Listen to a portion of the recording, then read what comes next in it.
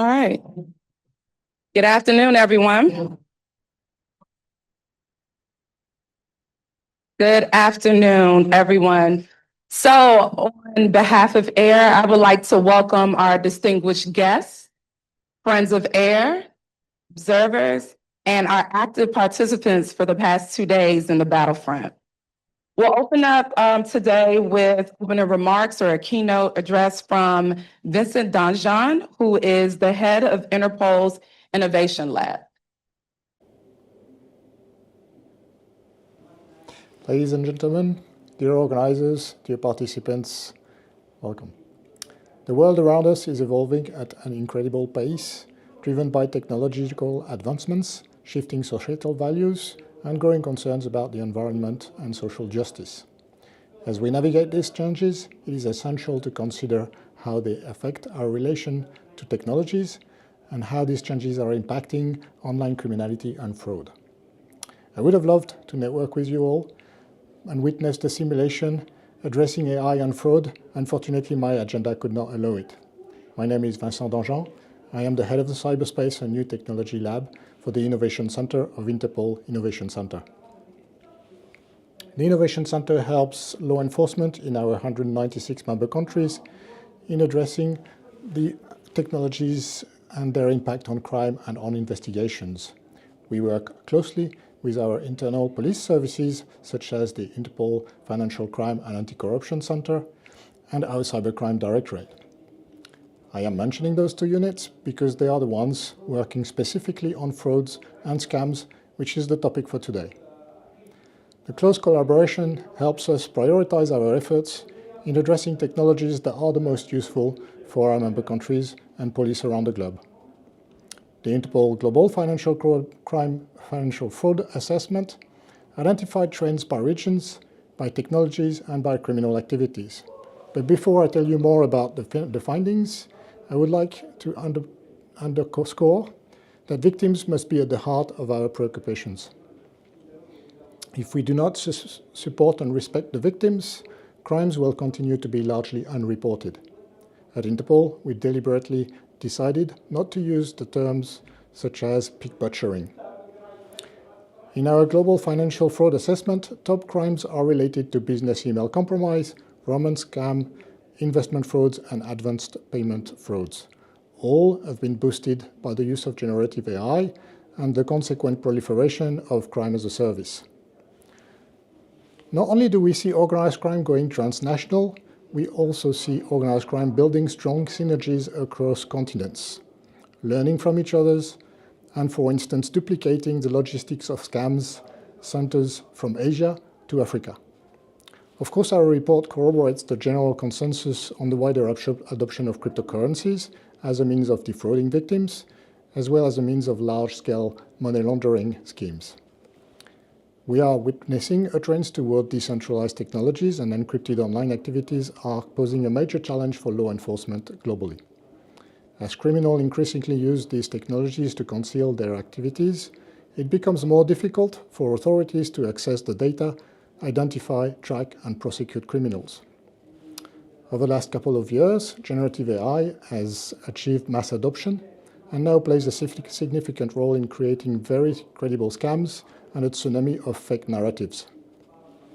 AI has enabled crime as a service for providing automated money laundering, fake identity documents to bypass online KYC, know your customer processes, create credible scams, and program undocumented families of malicious software.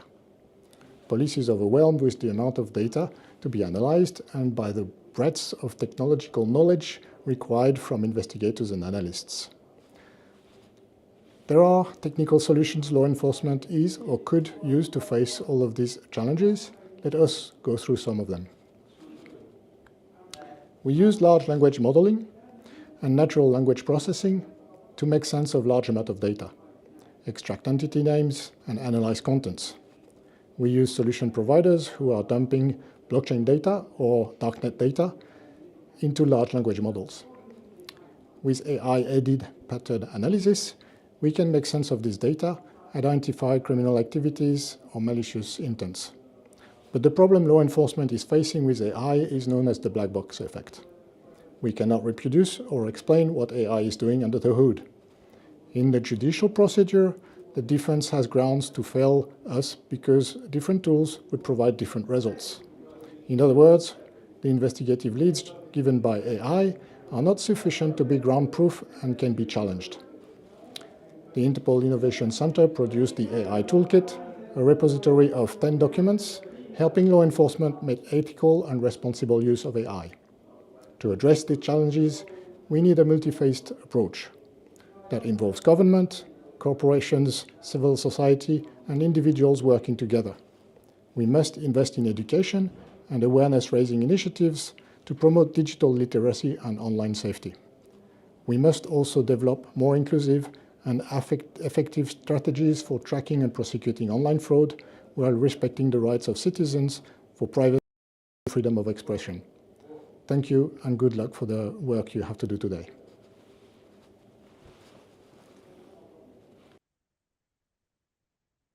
Great. So good afternoon again. My name is Mariama Jalloh-Heyward. I am a program director at the Alliance for Innovative Regulation. We are extremely excited to host you all today, or over the past 2 days. The team and I have worked extremely hard to bring a immersive simulation type of event where we can bring the different parts of the ecosystem together in a very collaborative way. Some of the fraudulent schemes and some of the defense strategies that are being designed or have been designed by the teams are very noteworthy. And so we will be having audience judging for the purposes of determining who prevails, the fraudster team or the defense team. Welcome to the Battlefront. Come on.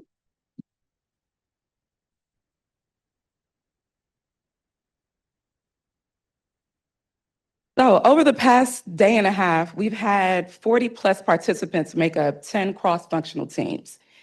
Who's in the fight?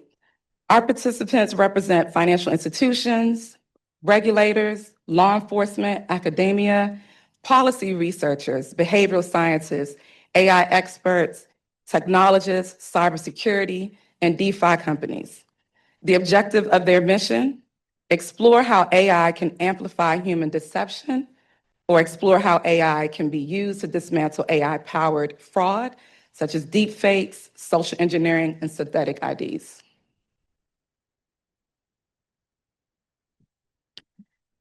In the Battlefront, participants experienced 3 rounds of intense battles, where both the defense teams and the fraud teams had to strategically address the rapidly escalating tactics of AI-driven financial crime. Participants even experienced a spy among their camp that leaked pertinent information to the opposing side. We actually had to convince some of the teams that the scrum masters that were in the room and the subject matter experts were not moles. So you can imagine they were really immersed in this experience.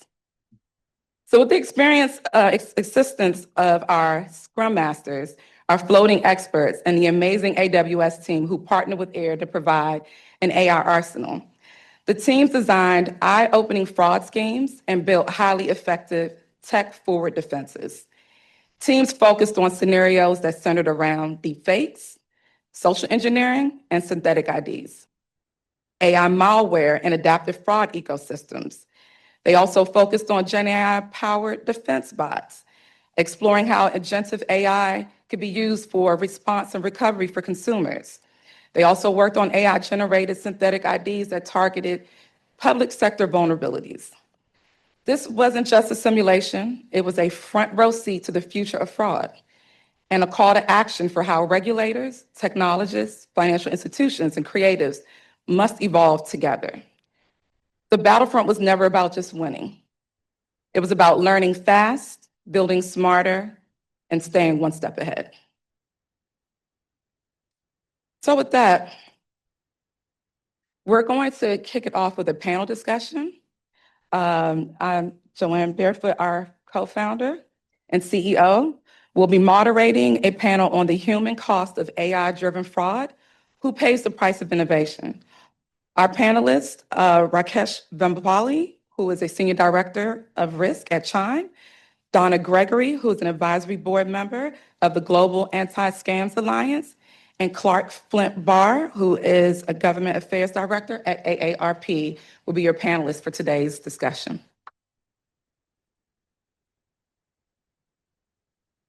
Thank you, Mariama. Is it on now? Can you hear me okay? Good. I want to thank Mariama, and actually, as we get started, as she said, I'm Ann Barefoot. I'm CEO and co-founder of AIR, and I'd like to thank our team. If I could ask everyone on the AIR team who's in the room here to stand up. I know this has taken a tremendous amount of work, and we really, really appreciate it. There were quite a few people who are not here who also contributed. And we have looked at this as such an important project. Let me ask for a show of hands. How many of you have been personally affected by fraud or scams, or have had someone near and dear to you affected? Look at that. I mean, this is a plague on us all.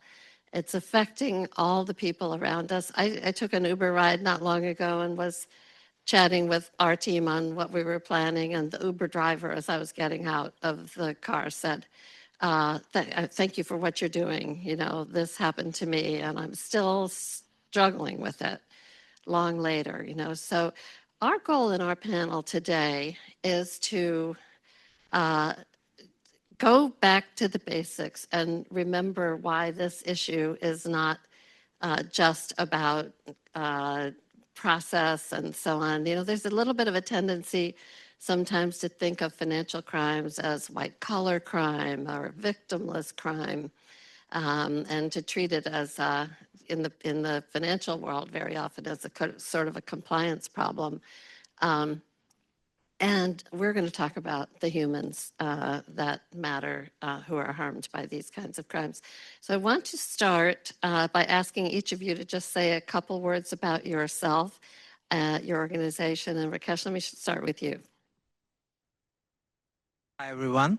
I'm Rakesh Vemulapally, and I manage fraud risk at Chime. Chime is a fintech company that partners with banks to provide mobile-first banking service, and our mission is to provide and help everyday people unlock their financial progress. Hi, everyone. Very nice to be here today. I was saying to Joanne, I know so many of the folks in the room, and I know you're all so impressive, so I'm a little intimidated and also very eager to meet everyone else in the room. I'm Clark Flynt-Barr. I work for AARP's Government Affairs team, and I cover fraud prevention issues.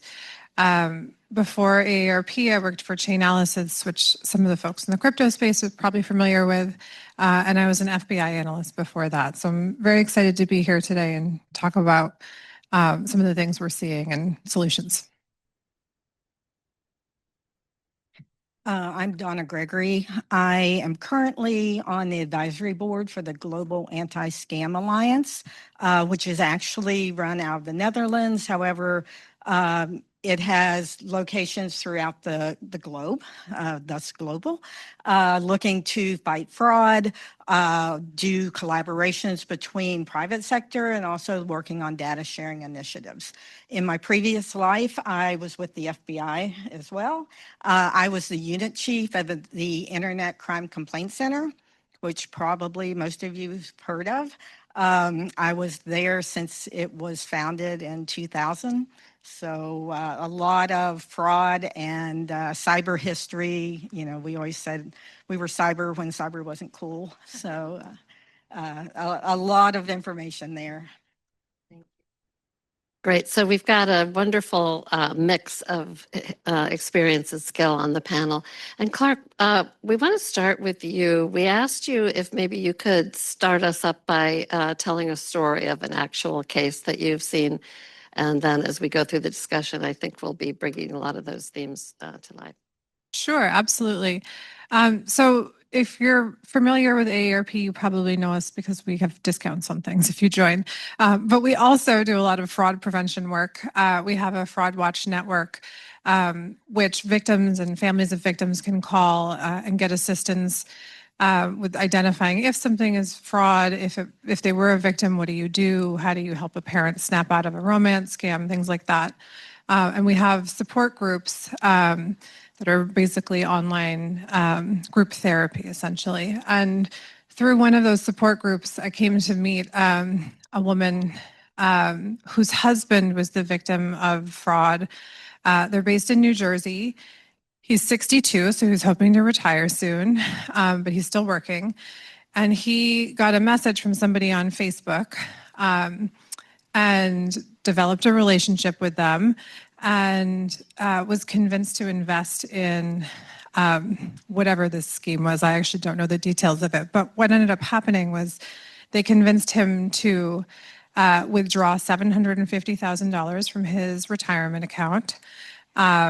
They were using a Facebook account that had been hacked, and then they were using pictures of a Swedish influencer who really existed, but obviously was not involved in this on the account. So he withdrew his retirement account. He sent it to a large bank. And from there, he was instructed to send the money to a large cryptocurrency exchange. The bank wouldn't let him move that much money to a cryptocurrency exchange, which was good, except that the next step, because the criminals, of course, had figured this out, was to transfer the funds to a smaller bank that was more crypto friendly. And then from there, he was able to withdraw it all to the crypto platform. This happened over about a month. And now he will likely have tax consequences of that too, which I think is something that is unfortunately very common. He's incredibly depressed. It has obviously impacted his relationship with his wife. He's not going to be able to retire in the next few years as he planned to, because they don't think they'll be able to live on Social Security alone. And so, it's a very common story, unfortunately, that you see anxiety, depression, and familial stress as the relationship devolves there. Cash, we think it would be helpful to break down some of the categories of financial crime. We tend to talk about fraud and scams as if they're the same thing, and there isn't even agreement or consensus on how we should categorize. But in these categories, we have fraud and scams, we have money laundering, we have other kinds of cheating. So give us a little bit of a taxonomy or a breakdown. Yeah, great question. And great point that frauds and scams are used interchangeably. But the way I think about it is fraud is usually some sort of an unauthorized activity, whereas scam is an authorized activity, but the victim is still manipulated into taking an action rather than doing it on their own. So whether it is sharing some sensitive information or transferring money, they were manipulated, and that's the key component where we talk about scams. And if we specifically focus on scams, the most common varieties of scams we see can be categorized into 5 types, I would say. The first one is the impersonation or social engineering scam, where the scammer uses the fake persona to bring some sense of urgency, trust, or fear. So, for example, government-related scams, a loved one suddenly in emergency, or any types of romance scams all fall into this category. The second type of scams is a technical deception, where the scammer is using a technical tool to trick the victim into sharing some information like fake websites or phishing emails or the QR code redirection or SMS swap for OTP purposes. All those fall into that category. And the third type of scam is around fake commerce, where the scammer is using fake goods or rewards that never exist and selling them to victim. And the fourth one is around fake economic opportunities, such as fake job offers or fake investments like crypto scams fall into this category. And last but not the least, the fifth category I can think of is the technical scams, where the scammer uses his convincing skills to convince victim in that their device is compromised, and they can actually offer some kind of a technical help, and they convince victim to install either a software where they can remotely access, or they convince them that they can do technical help and ask for some sort of payment. Again, these 5 categories of scams are based on the mechanism the scammer is using to manipulate victim. But to your point, like, we can use multiple methods to categorize scams. Donna, did you want to add anything to that? Yeah, I think that covers, sort of the broad spectrum of scams. Of course, when, I worked at the IC3, we broke it down into further down categories, but a lot of that was just for statistical reporting and getting the information out. But a lot of those fall under the same type. So, I agree there's, when you're looking at scams and fraud that way, and then we have our whole other extortion or the, business scams, whether it be financial scams or ransomware intrusions, things like that. But when we're talking about scams, that pretty much does cover it as far as the categories and the types that they fall into. For any of you, what is growing the fastest? We see these statistics on the skyrocketing incidents of scams. How much of that is being driven by AI, and like what's the trajectory of that ahead? Clark, did you want to comment on that? One of the things that we're seeing a big uptick in at AARP is romance scams and relationship scams in general. I think that's, especially as people are living longer and their spouse may pass away. And if they're more digitally connected, they're just more available to criminals who are looking to take advantage of them. We also see a lot of celebrity impersonation scams, which are interesting. And it's often like whoever's in the news. Elon Musk is a really common one recently, as is Keanu Reeves. There's always like when there's something in the news, scammers are always following that, right? So you always see something topical. Like when the Pope died, there were like fake Pope charity scams that were popping up. Joanne Fabrics has just announced that they're going bankrupt. There's a lot of like going out of sale scams going around now. And I just saw there was an interesting post on LinkedIn of a woman who was saying that she and her family, after school had taken a trip to Israel and were there as the conflict broke out. And there were all these scams related to getting people out of Israel that she was noticing there, which I thought was disturbing, but yeah. Yeah, Rakesh, go ahead and include, if you want to, talking about who's doing the scamming, because that also seems to be an area where there's a lot of change underway. Yeah, I want to add on to the point she was making, like what AI is actually playing a significant role in the growth of scams because it can scrape information real time, right? If somebody is posting on the internet that I lost my job or I just had a breakup, the scammer is getting access to that information real time using AI and essentially exploiting the vulnerabilities. So to answer your question, they can be living anywhere in the world because this information is digitally available across the world.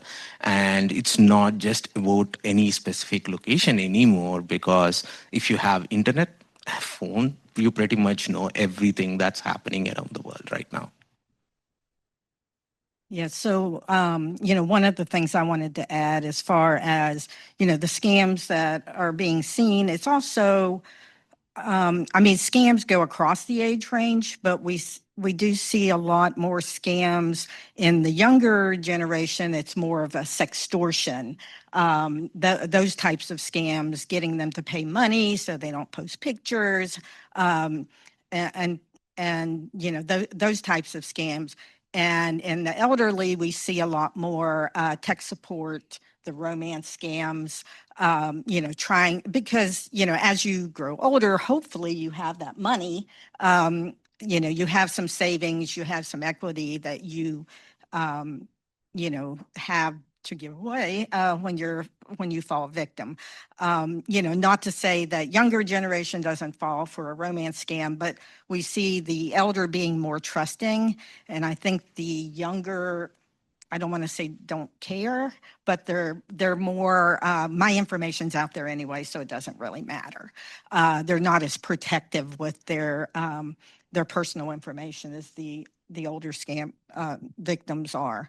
And then, we do see certain groups doing certain kinds of fraud. I mean, it used to be years ago, it was just Nigeria and Ghana doing, advanced fee scams, which they are still very good at the advanced fee scams, but they're also being educated to do other types of scams as well. We see the Cambodia region, places like that, with the basically slave camps where they draw people into work and then they don't let them leave. They make them defraud people, even acts of violence, killing people to intimidate other workers. So we see that going on with mainly cryptocurrency types of scams.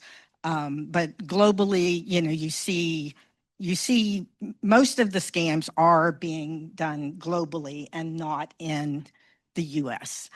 There may be people in the U.S. that are here as a mule to pass things on or get, the Romanians do a lot of skimming at the gas pumps and car washes for some reason.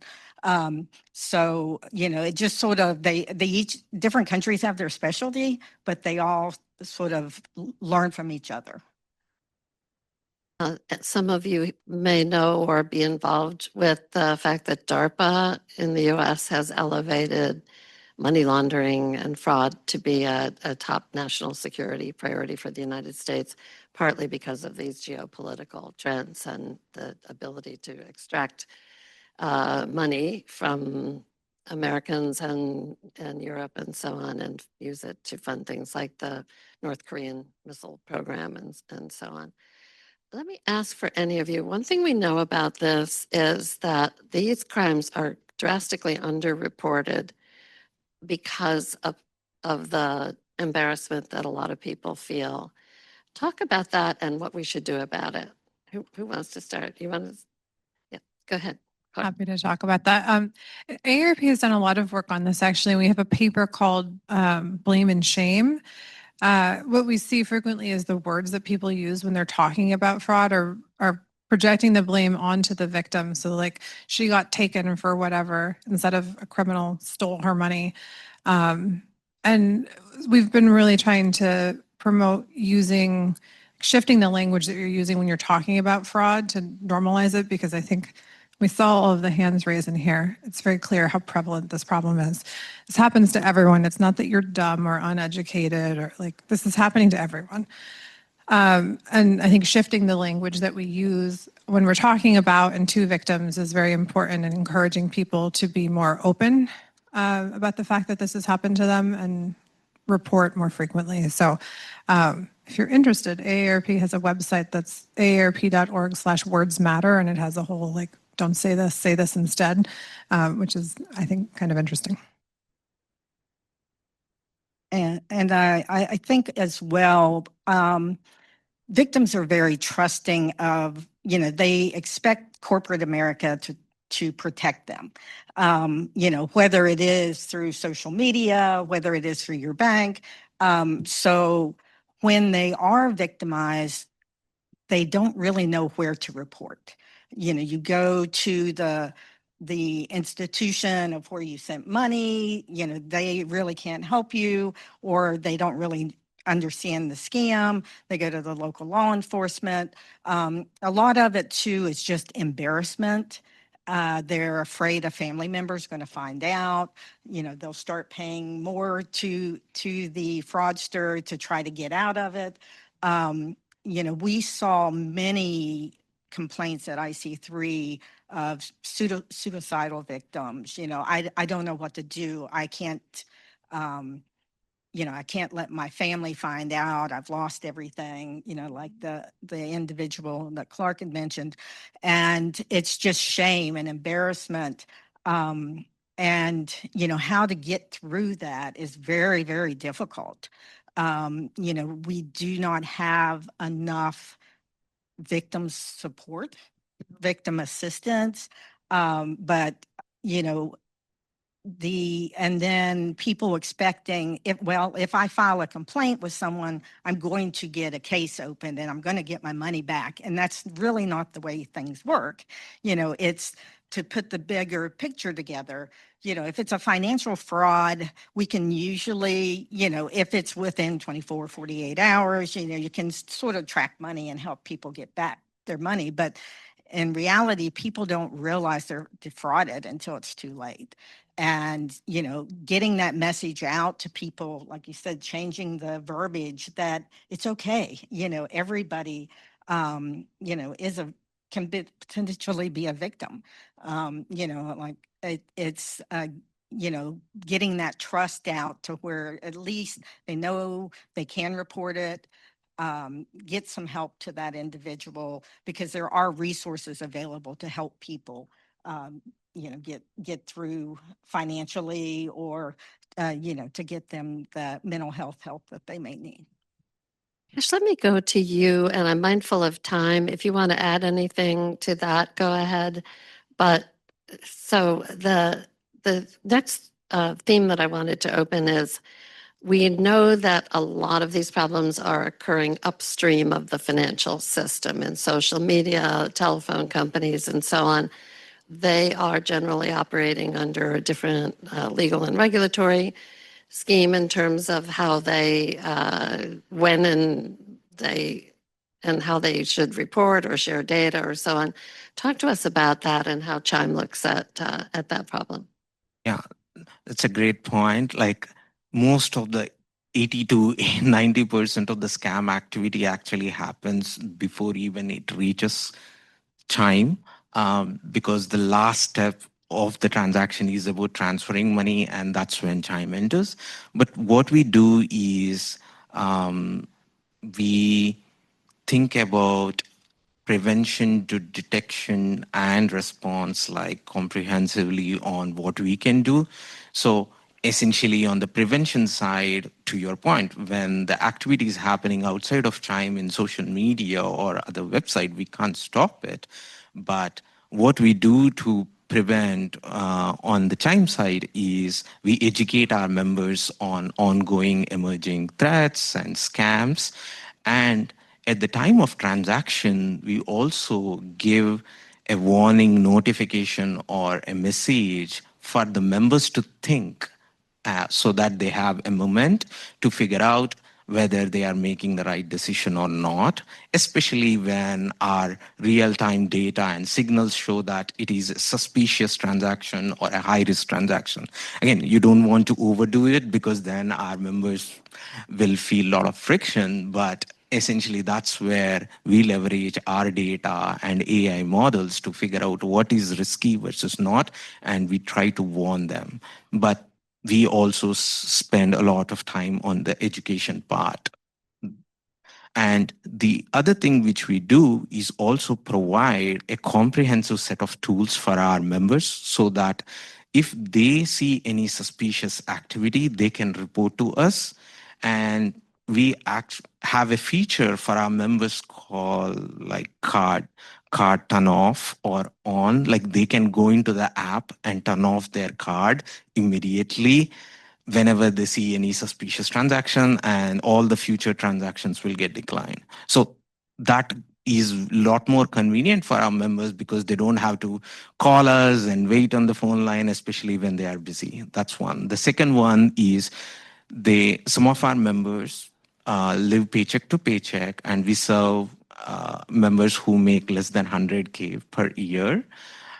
And we are very member obsessed. So one of the features we created for their convenience is, if they want to get daily balance alerts, they can opt for it. So every day they get a notification every morning what their balance is. And if they want even more close monitoring, they can also turn on transaction alerts where if any transaction that happens on their card, they get an alert. So only if they want to sign up. So long story short, we have multiple tools to give to our members so that they can actually alert us and then we can stop that activity. So that is another thing which we do on our side.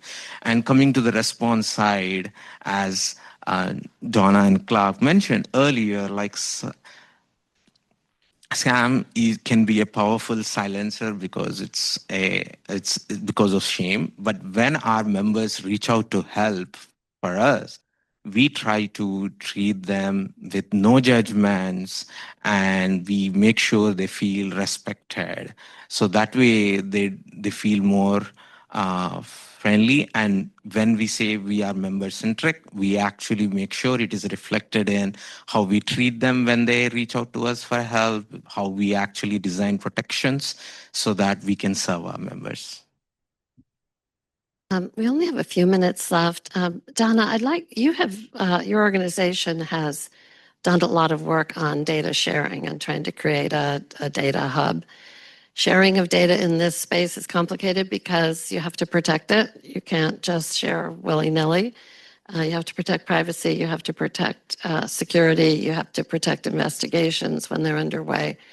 There are technologies that can help with that. There are organizations working on it. What are the main issues in enabling more sharing of data or patterns of data to enable groups like this to be able to work together to find problems? Yeah, so the one of the tools that we have now with the Global Anti-Scam Alliance is the Global Signal Exchange, and it is sharing what information you want to share. And this is more on frauds and scams. We're getting a lot better at sharing financial information and identifying that type of information. But we're not really good at sharing fraud information. And it could just, for companies to share what they want to share and be able to pull that data in and look for special algorithms of, the commonalities of the scam and how it's happening. And,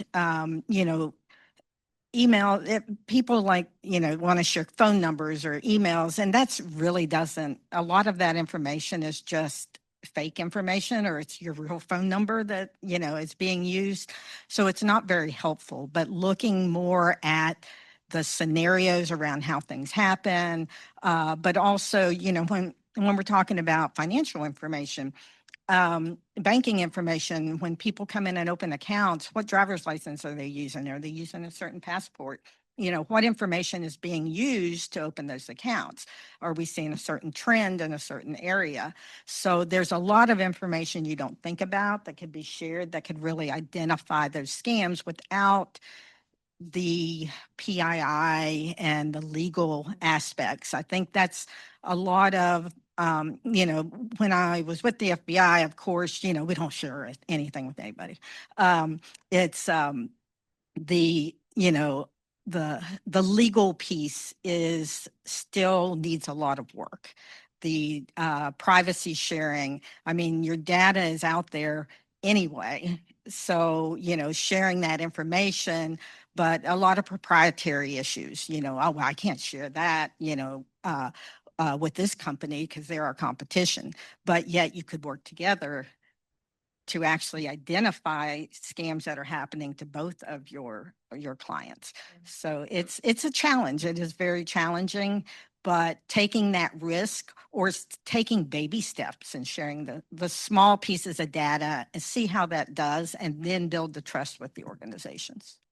Now, the criminals are sharing information and methods, as Matt talked yesterday about the crime as a service phenomenon, and somehow we have to have the forces of good able to see the bigger patterns by sharing more. We are just about out of time. Clark, I wanted to ask you if you want to leave the group with a piece of advice or something that you hope they'll take away from this conversation. On the government affairs team. So I would say call your congressman and tell them you care about fraud, and they should too. But I think in general, there's a lot of work that industry can do to protect people, but we also have to take responsibility and be doing those active things like multi-factor authentication, freezing our credit, educating, our family members about that. I held a very not so fun Christmas session where I made my family all freeze their credit. And, that was great. I don't think they enjoyed it as much as I did, but things like that I think are very important. And then I would also say just, I think you did a really great job of running down all the different types of scams, but recognizing the commonality. Somebody has reached out to you, you didn't seek them out usually, and they are asking you for money or personal information. You should pause, right? Like those are the red flags. So thank you. Thank you. Please join me in thanking our panel.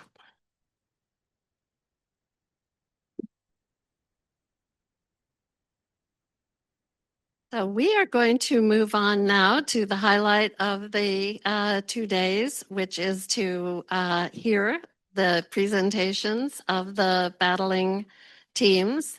And to lead us in that work, I'm going to turn to my colleague Denisse Rudich and Mariama, who has been leading this whole project. So I'll get off the stage. Thanks, Joanne. And thank you to our panelists as well. Perfect. So for the moment that we've all been waiting for, the face-off where fraudsters and defenders will go head to head. Our judges will be, great.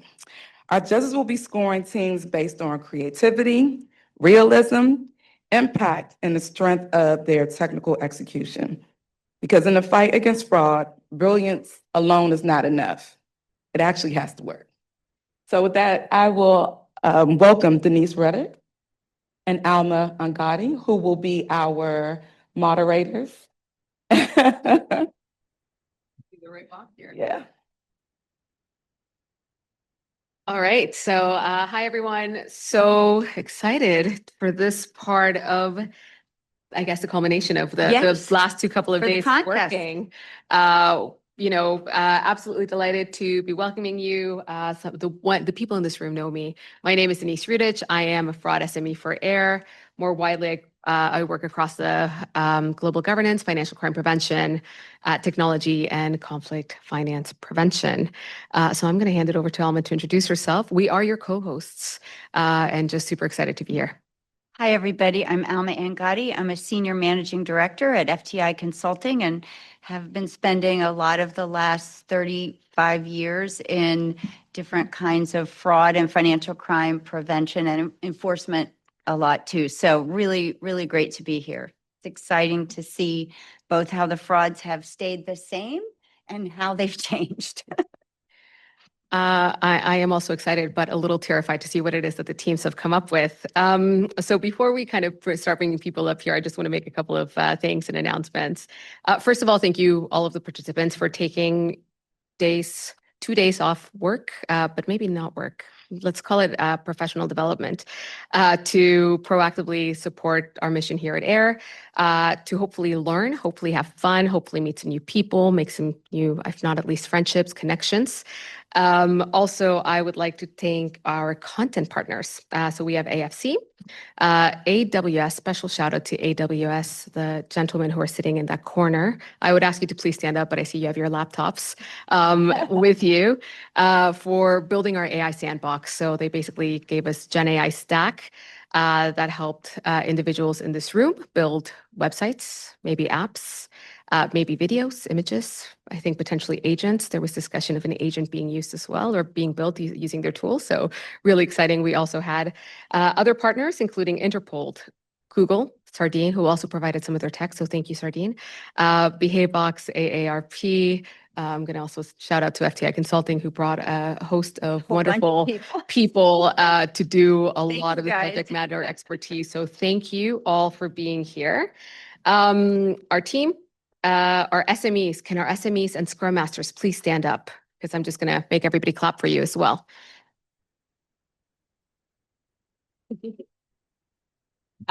They have been pivotal in basically keeping things moving forward, but also providing any kind of assistance and guidance that was needed. And last, no, there's a couple more things. In terms of format, for those of you joining us from your laptops at home, in your offices, etc., we are basically going to have 7 minutes for our fraudster teams to present, 7 minutes for our defenders to present, 4 minutes of Q&A, and this is going to be happening across 5 use cases, which Alma will tell you a little bit about. In terms of, we are going to have to be strict to timekeeping, and I think I'm probably already breaching that myself, so apologies for that. That is to be, just to keep things fair. Everybody has 7 minutes. I hope you've prepared for that. And this was an immersive experience here in the room.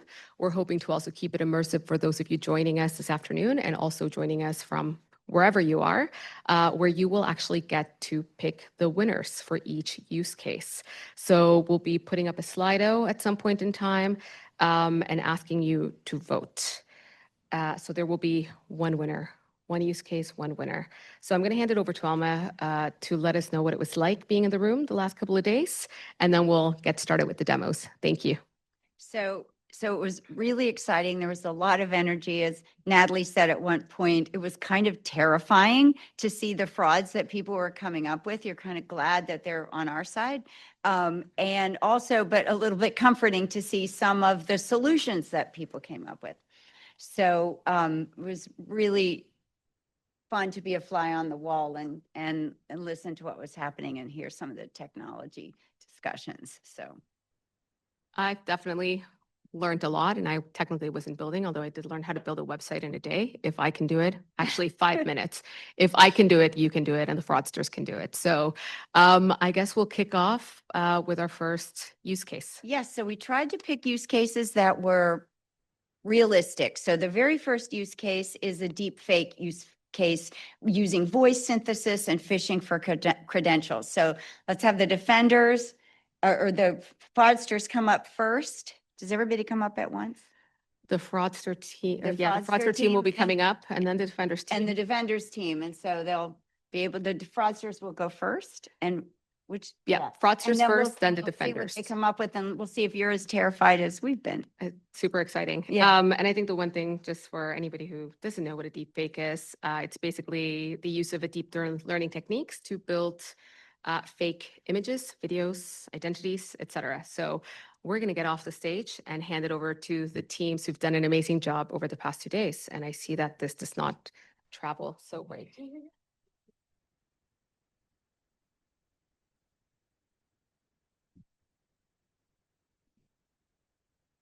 Hi, everyone. My name is Gretchen Forbush. I'm a director on the AI team at FTI Consulting. Hey, everyone. Thanks for your time. I'm Doug McElmine. I'm with Chrysalis Digital Asset Exchange. And our team name is DAO or DIE. So we will be gathering crypto credentials in order to facilitate a pump and dump scheme. So our first phase is luring the victim. We'll first identify targets specifically from 3 main regions based on their susceptibility to falling for these kinds of schemes and their interest in crypto. So that would be Hong Kong, Slovenia, and Ukraine. And then we'll purchase their information from the dark web so we can personalize our interactions with them. The next step will be using generative AI to have a text conversation with them, where we'll follow that conversation up with a final message where we introduce them to our coin, DAO or DIE, and have them get this investment opportunity. And then once we have their interest, we'll migrate to an encrypted medium to keep us away from law enforcement so that we can move on to our next stage, which is our priming the pump. So we'll first disseminate a white paper that we also use generative AI to produce that builds up the credibility of the DAO or DIE coin. And it'll also include the project code so that the targets can see that we have this smart contract exists and it will work. Then we'll gain their initial investment. They'll give us some Ethereum and Bitcoin for their investment. And then we'll distribute a POAP, which is a proof of attendance protocol, which is like I didn't know what this was before, but it's almost like a little badge or token to say, oh, I participated in this, and that'll show that they have DAO or die, but it'll have some malware embedded into it. So once they do like accumulate that coin, then it'll be on their wallet and we'll be able to take their secret key and then, or their private key, and then we'll incentivize our targets to help us with this scheme. So they will promote this coin to their friends so that we won't have to do as much work, and we'll also be less liable for the work that we're actually doing. Lastly, we have the pump and dump. So the pump and dump is classic pump and dump. I know all of you are probably very familiar with it. We facilitate market trading, wash trading, basically, of the token using celebrity endorsements, international, global celebrities, as well as local, regional celebrities to the 3 targeted regions. We activate the malware to drain the wallets of their pre-existing digital asset holdings. We dump the DAO or die coin at market peak, and we change the name of the company to Drive or Die. People want a Lamborghini, I prefer Ferrari. So, okay, luring the victim. Again, targeting these 3 geographic regions, Hong Kong, Ukraine, and Slovenia. Why these regions? This is one of the reasons we created a DAO, and I'll get into that in a little bit later. But the 3 regions, as was referenced before, due to their savvy in the digital asset space, and in the case of Ukraine, really wanting to move their assets outside of the country due to the war, Slovenia and Hong Kong as sophisticated as Ukrainians in the digital asset space. And then here's where our primary use of AI comes in. So we developed an AI agentic framework where we have a supervisor agent that's orchestrating all of these events to happen to facilitate the text conversation. The first research agent will look up this individual, find personal information about them, which then pass that information on to the response generation agent, who in that individual's language of choice will develop a response for them. And then we finally have a response validation agent that will validate the grammatical and syntactical correctness of the response to make sure that, yes, this is correct, it makes sense. And then that will be passed on to the target, and the conversation will occur, finally culminating in these messages. Oops.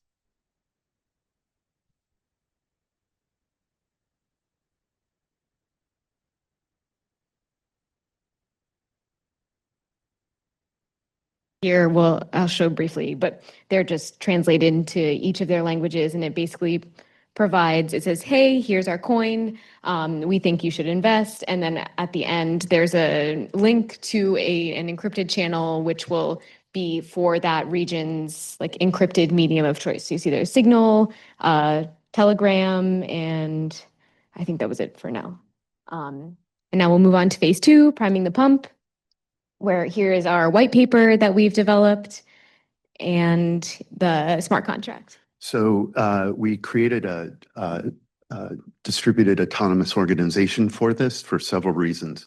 Number one, we're a group of 4 fraudsters that, honor among thieves and whatnot. But we did that to remove the human element as far as deciding on what regions to target. That's one of the regions. That's one of the ways we settled on those 3. It was basically votes of the governance council of the DAO that landed us on that. And also it's a defensive mechanism, right? I mean, if law enforcement is adept enough to isolate the DAO, identify the smart contract, not necessarily linking us to that. So there's a certain amount of obfuscation involved. So another defense mechanism. 1 minute. And then here's our POAP. So once these people download this into their wallet, they will then get hacked, and then we get their private key so that it can help facilitate the pump and dump scheme later down the line. Here are some of our marketing materials. So we have 2 videos here, which I'm not sure if we're able to play, but these are more international celebrities. Hello, everyone. My name is Isaac Manoplam. I am part of the TRM team running the Chain Abuse Initiative, and I'm Ichiem from Finra. we have created TrapWeaver. So what we're doing with TrapWeaver is a comprehensive scam detection system for the digital age. So it will be a multi-component protection for any sorts of scams, integrated seamlessly within both the browser and the software, running on edge for simple queries and doing API calls for more complex queries. But in the basic phase, it's basically going to run locally and do encrypted calls to the cloud for more complex queries. And finally, it's going to be both on your devices like your phones as well as directly in your computers. So just want to show you a quick video of how this could look like. So maybe I'll just walk through the video and then we go. So what you're seeing here is directly the platform interacting with the Chrome extension. So we'll have a direct validation. Basically, it's going to be an encrypted key that will be broken down from a browser to website extension. And what we're trying to target is for those big companies that are usually baked online, say banks, say government entities. What we're trying to do is rather than take down all of the fake websites, validate the real websites. What we're also seeing is the integration in your phones. Directly integrated within the software, it will listen to your phone calls, not pass the information over to other sorts of services or the cloud, but it will try to detect if the voice that is actually speaking is AI generated and prompt you to ask it questions so that it then stumbles and then you're able to figure out it's potentially a scam. And finally, maybe we can skip to the last part of the video. Might be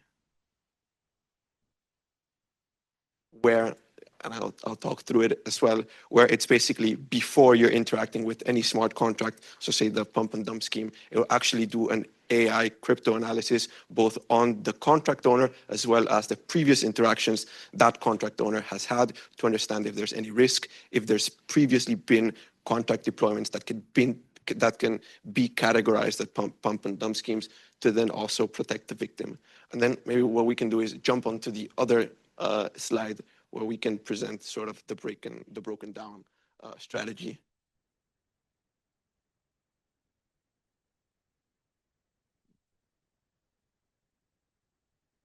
So while we wait, I want to go a little bit on like why do we think sort of differently, because we see that every day there is someone new falls victim for these deepfake calls or websites or a new token that are with a really slick packaging. So we don't want to just shrug and say you should be more careful. We want to fight it.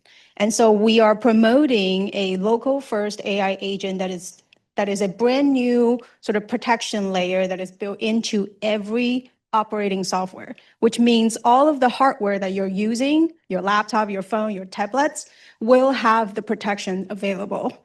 And these agent works in 3 layers: the website verification, the AI content detection, and the specialized insight tool. So when a user comes in contact with information, that's usually through a website, right? Today we have website protocols, we have optional accessibility guidelines that would affect your website traffic, but none of those extends to legitimacy. And that's why we want to promote the cryptographically secured badge and have your local AI bots able to verify not just a domain ownership, but a entity-to-entity level of trust. And those without a badge, we're simply tag it as a unverified. That is not to say that this is definitely a scam, but to give you a little plant in the seed to say, I should proceed with caution. And then once you go into AI detection, that is about the content transparency. So AI has transformed the way that we create. So new challenges is knowing what is real and what is synthetic. But we want to be clear, we're not saying all AI generated content is inherently bad. The video we were going to show you is AI generated, but you will watch it because I'm not asking you for anything in return, right? So at worst, you lost your 2 minutes a day, and that's fine. So the local agent will simply flag these content or chats that is going through your phone It doesn't give a judgment. There's no true or false. It's just a heads up or a little tip to say what you're looking at might be AI generated, and you might have some awareness of what you're looking at. So you're not operating in the dark. And beyond that, you make your decision. What is at stake? Are you putting $10 or are you talking about your life saving? $500,000, $5 million. And those signal will help you decide how much trust you want to assign. And then lastly, we're open up an opportunity for a domain-specific protections. So in the very end of the video, our investor will pull up his MetaMask wallet, ready to invest. Our chatbot, our AI bot will jump in and will provide a specific analyze to the receiving address that he's about to send funds to. It will call for real-time blockchain data, and the AI will be trained on typologies, fraud typologies, or tokenomics to flag some of the potential red flags that he may have missed. And it will simplify that context to the user so that his awareness is brought to this very critical factor that maybe that's not a very smart decision to do. But ultimately, decision is his. So we do see an opportunity to replicate this across other industry too. Healthcare, legal, wherever a specialized knowledge is needed to meet high stakes. So we're promoting a fundamental shift rather than just a simple feature. So we want TrapWeaver to be in the operating system to bring trust, clarity, and confidence back. Thank you. We have 4 minutes for Q&A. So I'm going to ask the representatives of the different teams to come on up.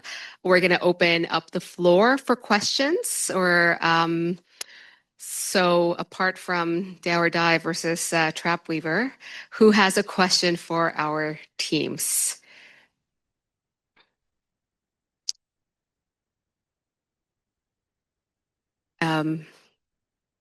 Anybody? Do we have any questions online available? Oh, we've got a question in the back. Excellent. We are going to bring you a microphone. But yes, first I'm going to say thank you for being the very first brave people to come up here and test our tech So is the idea behind the defense teams concept is that you would install something on your device that basically monitors everything that you do? And do you have like data privacy concerns about that? So that's a very interesting topic that you're touching. So it would be basically installed seamlessly on your device and on your browser. So you wouldn't necessarily even know that it's running.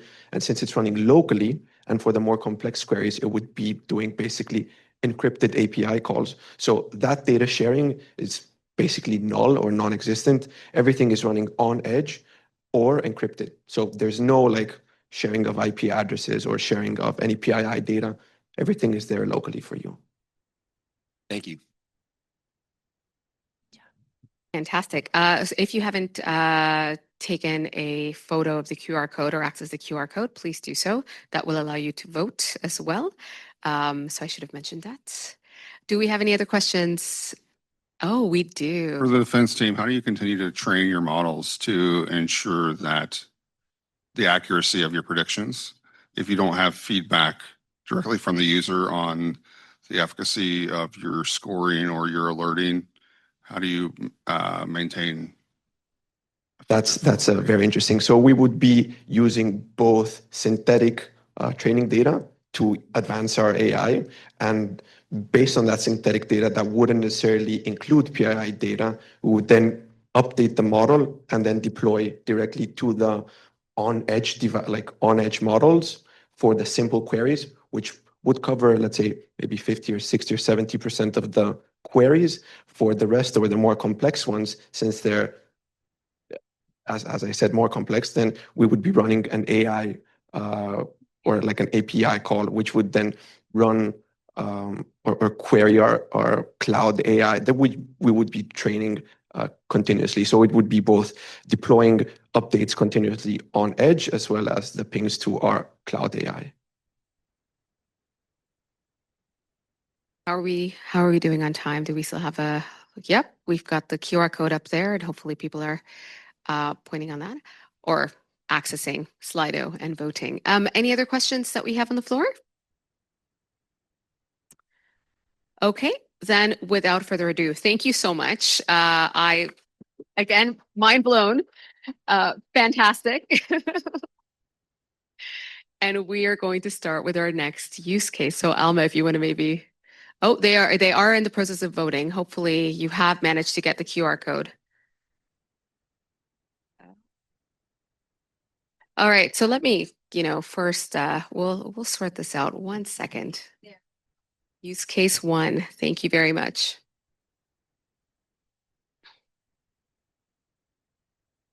Let me know if you need maybe 30 more seconds, and then we'll go. It's the same Slido, so hopefully it'll work. Yes.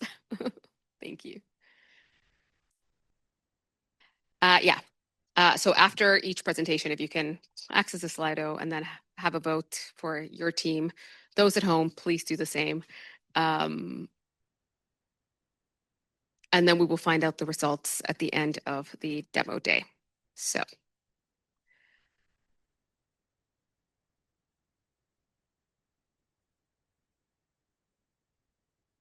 right. Yeah, if we can maybe go to the next use case, that would be great.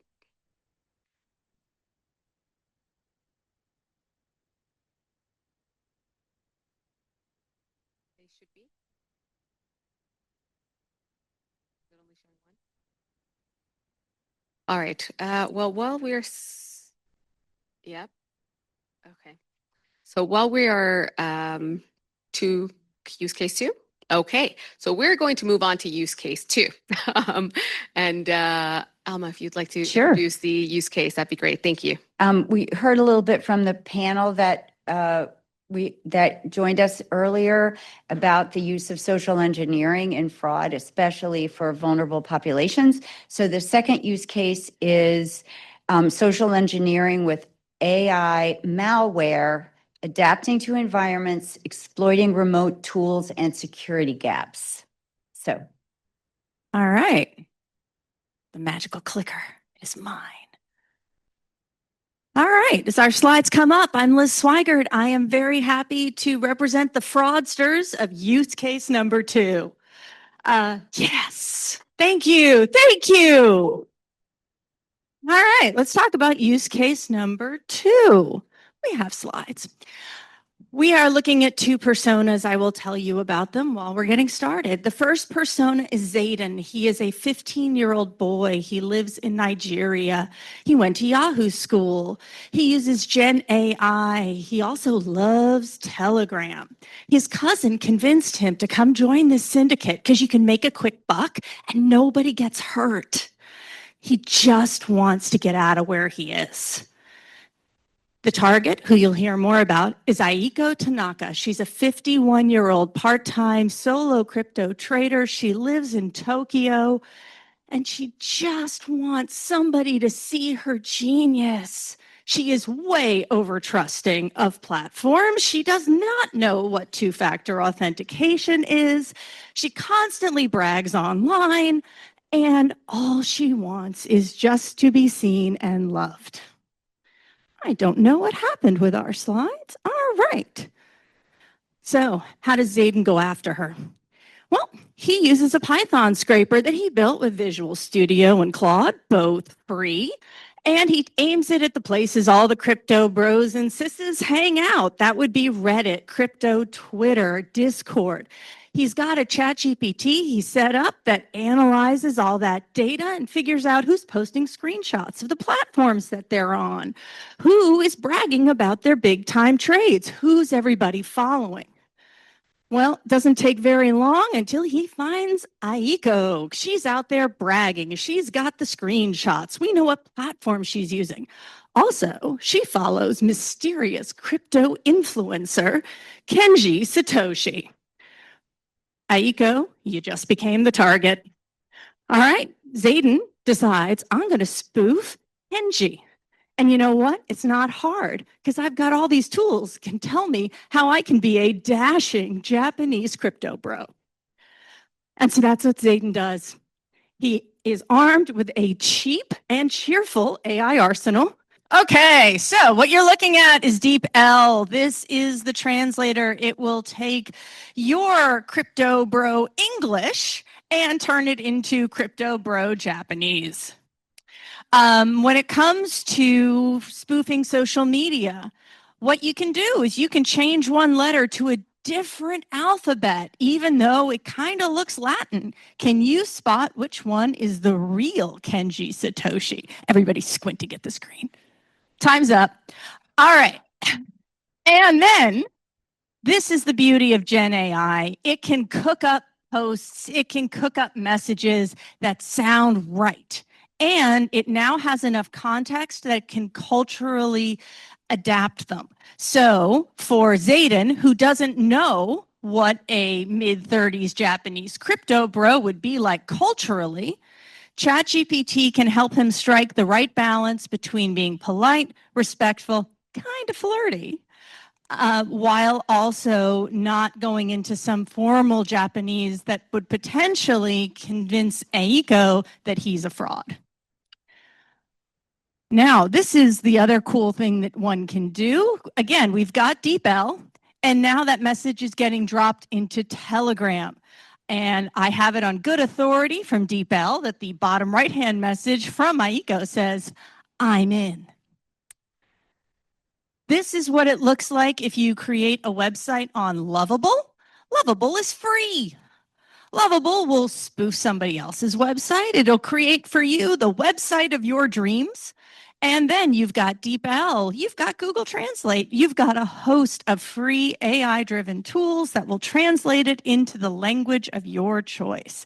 And that is how Zayden created the PWA that Aiko downloaded. Still can't quite make that out, but I think we went through the plan. She downloads, she does a legit transaction with Coinbase, she puts it into the wallet that Zayden created, and then he drains it. And then lastly, now you can see the picture. This is ripped from the headlines. This was back in March. Coinbase alerted users that they were being targeted in an email phishing scam that convinced them that they needed to download, oh, here we go. They needed to download a new app so that they could migrate their wallet. And these scammers were really good.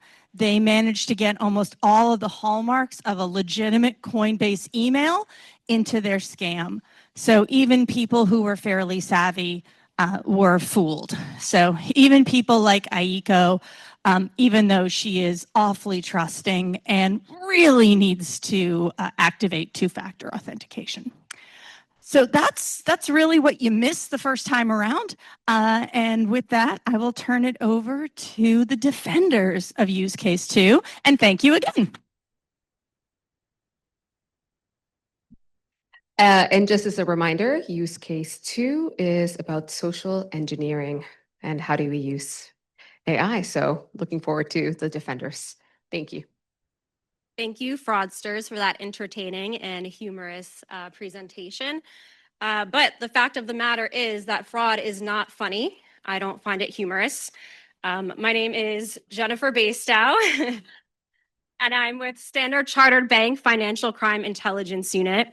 And I'm pleased to be here today and excited to talk to you about EVA, who is our evolving vigilant AI. EVA is an AI-powered defense against next-generation scams. Okay. Fraud is ever-changing and ever-evolving. Meet Aiko, who was introduced in our previous presentation. Driven by ambition and the lure of long success, she dove headfirst into the world of AI and crypto. Online forums became her classroom, but also her blind spot. She rarely questioned what she read or who she trusted. With reusable passwords and a reliance on AI bots, her digital defenses were weak. Then, one day, she trusted the wrong person, or in this case, a deep fake. He used her own words, her tone, her trust in productivity tools and AI assistants. And then a voice message friendly, familiar, flattering. It sounded real because it was trained to. Fraud used to look like broken English, bad links, and weird job offers. Now, it sounds and looks like a friend. It sounds like your boss. It sounds like someone who studied you. Scammers today use GPT to generate high trust messages. They clone voices, copy your tone, even the time, the delivery when you're most vulnerable. But here's the real shift. Traditional fraud tools detect patterns. EVA detects persuasion. EVA is not a fraud bot. She's a firewall for your emotions. She doesn't just flag messages, she reads the room. She detects urgency, pauses the transfer, flags the voice, mirrors your stress. Then she talks you through it. Her logic isn't built on transactions, it's built on trust dynamics. And unlike legacy tools, EVA isn't boxed in. She's deployable as a software development kit, a browser extension, or a standalone app for high-risk communities. So let's show you how she works in the real world against a real adversary. Let me walk you through how EVA protects a user in real time, not just technically, but emotionally. This is Akiko, a real user archetype. She's online, tweeting about a new coin. EVA's digital exposure scanner immediately flags her profile. You're now in the top 10% of scam targets. Then comes the setup. She gets a DM from Jack's assistant, full of praise and urgency, emotional manipulation 101. EVA's tone and emotion detection senses this and activates a trust pause. But the scam escalates. A voice note comes next, deep-faked using her past language online. EVA listens, detects tremors, stress, and anxiety in her voice using biometric signals and flags the interaction. The attacker sends a deep-fake DocuSign-style NDA. EVA doesn't just block it, she activates the honey wall, opens a decoy, and logs the scammer's behavior. Then comes the final move. The scammer tries to trigger a fund transfer. EVA blocks it, triggers two-factor authentication, which we know Akiko has a problem with, and says, verify this trusted contact. EVA's not just one feature, she's 8 synchronized defense systems, each one designed to slow down, detect, or redirect modern scam logic. But 3 stand out as truly next gen. Her first biometric and emotional AI doesn't just flag a scam, it senses fear, pressure, and manipulation. Second, her adversarial detection flags messages written to evade NLP like GPT prompted scans. And third, EVA has teeth. Her honey wall doesn't just block, it baits, it learns, it fingerprints her attackers. EVA isn't theoretical, she's deployment ready today. For banks, fintechs, and crypto exchanges, we've built an SDK that plugs right into your mobile app. Pause transfers, verify identity, scan for emotional coercion, all behind your existing UX. For social apps or solo users, EVA runs as a browser extension, scan toning blocking urgency and verifying voice messages in real time. And for communities most at risk, teens, seniors, neurodivergent users, EVA can simply run as a standalone safety app. Simple, affirming, and co-managed by a trusted contact. So, let's pilot EVA where it matters, in your app, in your community, or in your browser before another voice gets weaponized. Thank you. Handing it over to Alma. Okay, so we're going to go now to scenario 3, which is AI-generated synthetic identity to steal government funds, which we saw a lot of in some of the pandemic relief programs. So it's a very real problem. So let's get the fraudsters up here to see how they're going to do it.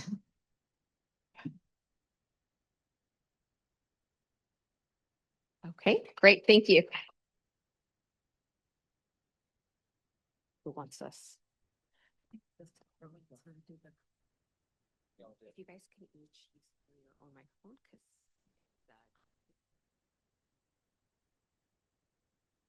Ready. Good afternoon, everyone. My name is Katie Bangora. I am a senior business analyst with Tech Sign Up. And I'm, oh, that's loud. I'm I'm Corin Perdomo. I'm with Sardine AI. So welcome to Team Mission Impossible's presentation on synthetic swarm financial relief harvest. So let's imagine. Imagine a government trained hacker fueled by revenge launching 200 AI-generated businesses in 48 hours, all to exploit emergency financial relief systems. Our scenario, Synthetic Swarm, reveals how synthetic identity fraud isn't just clever, it's scalable, human-like, and dangerously convincing. Using Gen AI, deepfake voices, and real-world tactics, this attack overwhelms outdated systems, slips past polite oversight, and it's not brute force, it's deception in disguise. And it's already knocking on the door. Who are we?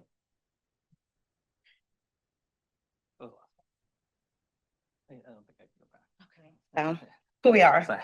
We're an Asian descent hacker trained young in a cyber army, now turned rogue. We are motivated by revenge and a desire to prove our superiority by undermining US systems through AI powered. Our primary target is Sandy. She's an IRS analyst based in Florida. She's bilingual, tech proficient, but over-reliant on outdated systems, avoids friction in her processes, and makes her susceptibility to polite, deceptive submissions. Our strategy. The fraud focuses on emergency financial relief for climate-related businesses. We use Gen AI to submit synthetic claims that overwhelmed Sandy's team and created long-term revenue stream. This first 48 hours are key to laying the fraudulent foundation. Our attack. Each fake company comes fully packed. Unique EINs, AI-generated documentation, professional websites, deepfake voice services. These elements help create highly believable businesses that are hard to detect.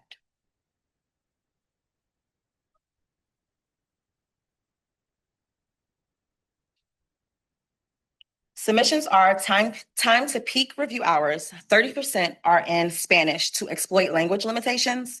Interactions are polite, intentionally designed to avoid being flagged. It's not aggressive, it's smooth, subtle infiltration.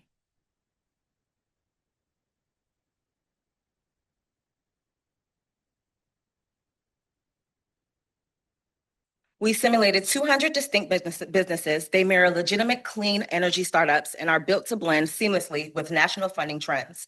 It's AI generated, but it looks and feels authentic.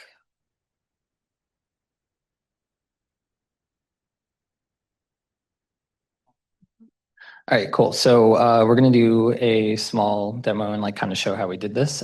So first, we're going to generate businesses in real time.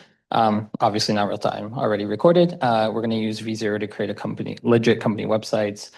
We don't end up using 11 Labs, we use SynthFlow, which we'll show as well. And then how we can automatically submit IRS forms using an AI tool called Stagehand. All right, so we used AWS Bedrock to create agents. It's actually my first time using Bedrock. It was really cool. Shout out the AWS team here giving us access. So we ended up using DeepSeek model. It's an open source model that was developed in China, and it has less guardrails than a lot of our models here, like OpenAI and Anthropic. So we're able to actually ask it to do things that are illegal. So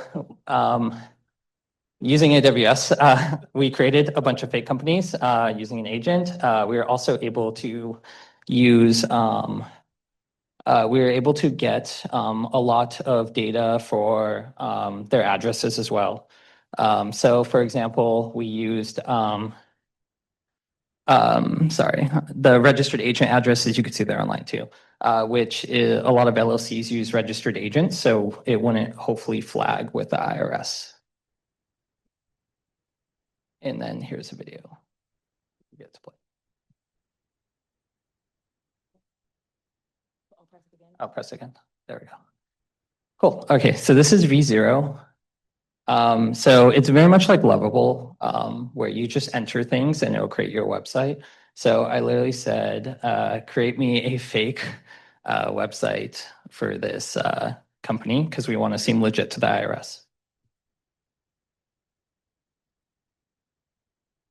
And as you can see it going here, it's just creating a bunch of code and you can see it in real time. This is also, you could also screenshot a website and have it do it other websites. So here you can see we have our legitimate website, all created in under 2 minutes. You can also they also have an API you can use, so you can do this at scale. And you can also have images automatically generated here through like services like Unsplash, where it's copyright-free images as well. Not that fraudsters care about copyright-free images, but cool. And then this is SynthFlow. So SynthFlow can actually scrape our website and understand it very well. And what this does is you can import a lot of phone numbers. So you can import like Twilio phone numbers. And if the IRS needs to call you to verify your business, they could call this phone number and the AI agent will actually speak for you and know all the information about your business as well. We can feed it the information ahead of time or it'll scrape your website. And then the last thing we did here was using, or not the last thing, but using Stagehand API. So Stagehand is an open source, it's an open source AI browser. Oh, wait. Oh, are you able to go? Oh, there we go. Yeah, if we could play this on YouTube. So I used the example here, which is, so this is the code on the left, and then on the right, it is San Francisco Public Library. I'm obviously not going to do the IRS website because I did not want to go to jail. But what you can do here is you can give Stagehand in plain English, hey, fill out the forms here with this data, and it will go to the website and do it automatically. So this and V0 are also free services that I'm showing. So like the speed of these scams is actually rapidly increasing with AI. So we can have this fill out our government forms to help overwhelm them. And then we actually didn't know how to get the money out from the IRS, but shout out the experts here who helped us out by letting us know about money mails. So you're able to, I didn't know this, but I guess you can, this doesn't really scale that well, but you can kind of convince people to open up bank accounts for you and then take some of your money and give you the rest. And why this works. This works because urgency beats scrutiny. Emergency relief is processed before being audited. With no pattern to detect, multilingual masking, and human-like AI, these claims slide through unnoticed until the money's long gone. This simulation shows that AI-driven fraud isn't theoretical, it's scalable, real, and happening faster than detection systems can adapt. Thank you for engaging with us as we rethink how to defend against deception at scale. Good job. Good job. Well, again, that was terrifying and quick. And I'm looking forward to using SynthFlow, Stagehand, and not necessarily money mules. Oh, well, yes. I mean, but I don't want to use those. Maybe others do. If we can please get the Defenders team up here, that would be wonderful. Defenders team.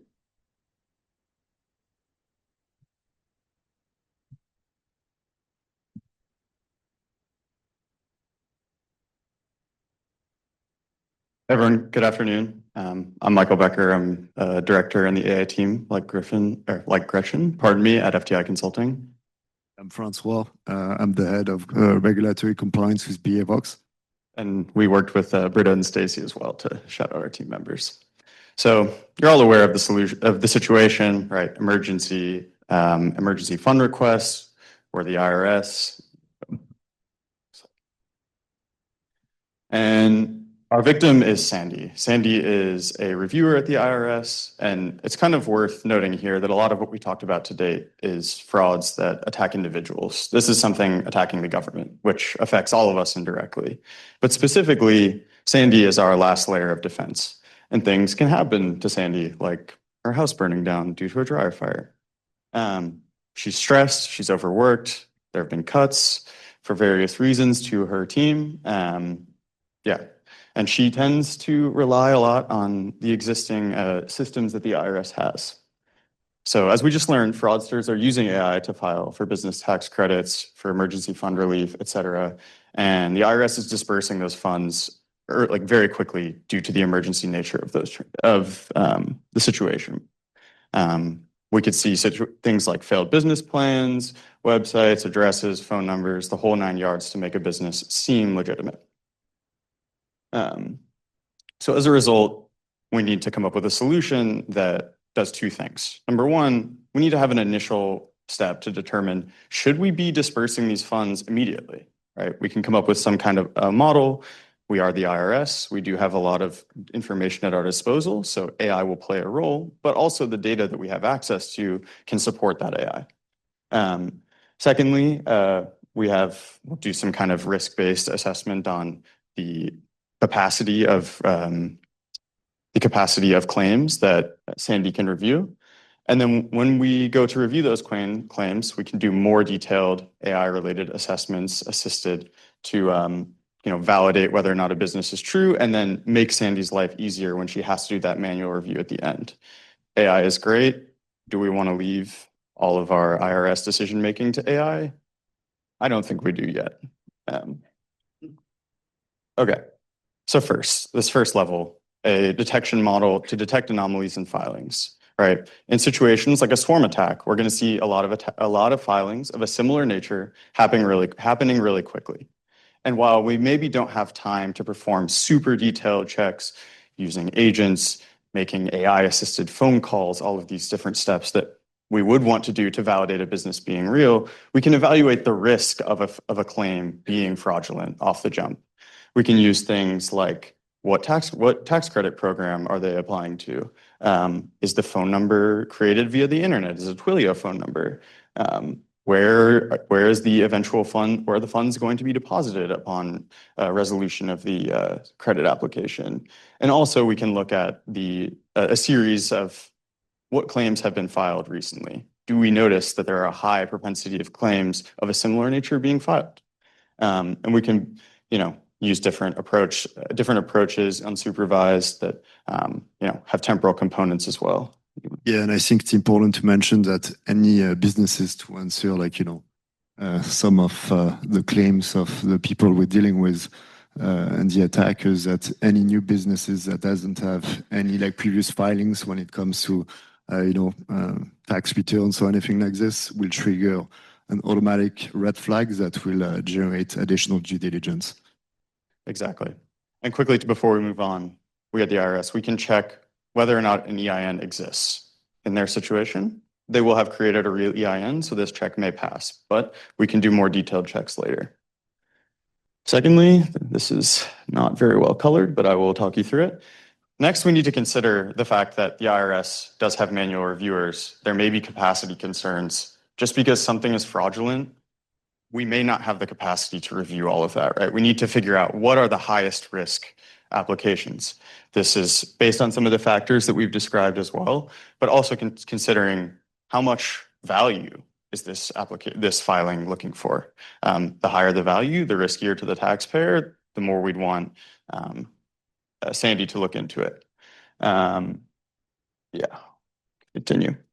Now we can bring in a little bit more AI to this review. We can do some of these, we can do some more detailed checks. For example, looking at an EIN, combing through the existing filings do we have, can we verify that this EIN has existed earlier? Do they have tax withholdings for their employees? All of these kind of additional checks of existing data that we have that maybe take a little bit more time. Additionally, we could use AI to call the number and try to determine, is this an AI bot? Right? AI generated voice tends to not stutter, not say, I do not sound like an AI. Looking at websites as well that are generated with AI, maybe they're all very similar. If the attacker's using a similar prompt, the website code may look quite similar. And additional things that may be submitted, like photos. Do these look like AI? We can kind of make judgments on all of these individual levels and then feed them back to Sandy herself, so she can make a final decision. Absolutely. So I'll go over the last layer of defense, which is a complex tier 2 human investigation. So now Sandy's time can be targeted and dedicated to investigate the highest risk and dollar amount when it comes to fraud, scams, And as well, like, the model will be regulatory, like, like retrained, based on review outcomes and a feedback loop, based on emerging, like, schemes and fraudulent, like, claims that are missed. And what's, really critical about this is AI models perform the best when they can be trained with, like, real data as opposed to, like, synthetic data. And we have obviously access to a huge amount of real data, so we are very confident that our models will be able to detect a very large number of submissions and fraudulent claims, and we think that will make Sandy's life a lot easier, and she'll be able to have a greater peace of mind and ultimately focus on, like, repairing her house. Thank you. Thank you.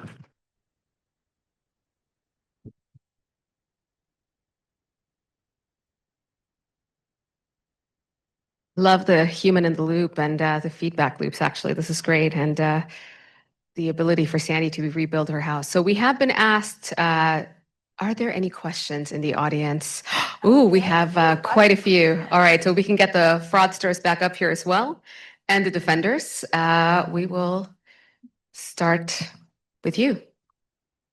Hi, my name is Dr. Nadia Sasso, and my question, I see that in your tier 1, a lot of it was based on like EIN verification. So what about people interested in buying already established companies to run their scams? That's a fantastic point. I think I would point to, though, like in our initial scanning step, right? A reviewer would be considering a lot of things, right? Have a lot of similar claims been filed before? There would be a limit also to, purchasing an existing EIN and using that. Again, I think our solution is trying to do the best we can to combat things like people pulling things out of thin air. If there's an existing EIN, our solution may struggle. Worth mentioning that it's not like just one criteria. Sorry. It's not one just criteria that's been looked at. It's like a model that's like trained to identify, like, suspicious patterns. So if there's like a very significant amount of claims that are being submitted, so that will trigger, like, like a red flag. So we'll like, make sure that the models is really, like, trained to flag different type of, like, like patterns. EIN is, like, one of them, but as well, like, like a significant spike in the number of claims, specific, like, claims like being submitted, like green tax credits. All this will, play into assigning like a risk score, and if like a risk score exceed a certain threshold, then it triggers like enhanced due diligence, and with additional checks, normally we should be able to detect if the business is legitimate or not. For the defense team, that question was great because that was my first question. But you mentioned that you would use AI generated images as a trigger to be, maybe this is fraudulent, right? There are valid use cases where someone might use AI to create their website. So, and then you mentioned also that you would do your tier 2 reviews, your manual reviews, focus primarily on high value refunds. I would just caution not to over-index on some of those things, because at scale, it doesn't matter. I could submit $100,000, $10,000 refunds, and if you're only looking at things over X amount, you're missing all of that synthetic business fraud. The second point, to your first point, that's true. That's why it's only one element of our approach, right? We don't want to over-index on valid uses of AI to create websites, to do things like that. A lot of code is written that way now. For the second point, our victim is a human reviewer. We can only do so much to take stuff off her plate. My counteraction to that would be that should hopefully trigger legal action, legislation in Congress to give more funding to increase these reviews. Maybe that if there's so much volume, we need to start making these decisions with AI, but just a limitation of the IRS.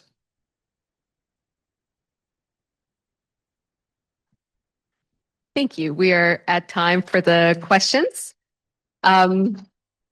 Again, please, if you can go onto the Slido, vote for your different teams while we get the other teams up here for the next use case. If you want to introduce the use case, Alma.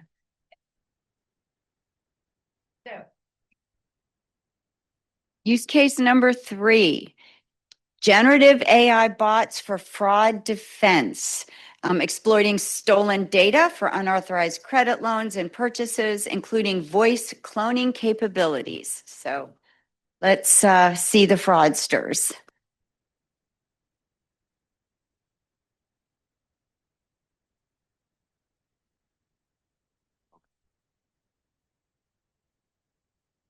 All right, everyone. Good afternoon, everyone. My name is Mario Cosby. I'm a manager for KPMG. This is my counterpart. I'm Luke. I work at FinReg Lab here in DC. And we are Fraud Squared. We're going to unlock your music's full potential.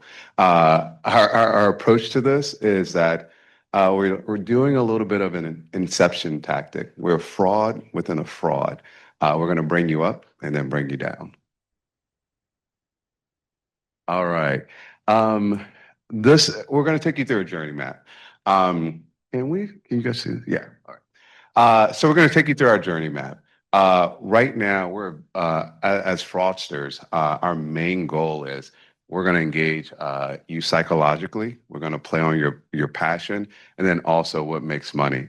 Our target is going to be Maria. Maria is a music producer. She loves AI, and she likes to use AI tools for things like music licensing and then rights management. So we're going to first start kicking it off where Maria, she is on platforms like SoundCloud. We're going to get things, her contact information and social media information, and then we're going to make contact with her. We're going to be posing as this company called IP Harmony, where we're making this contact. And our main goal is that we are,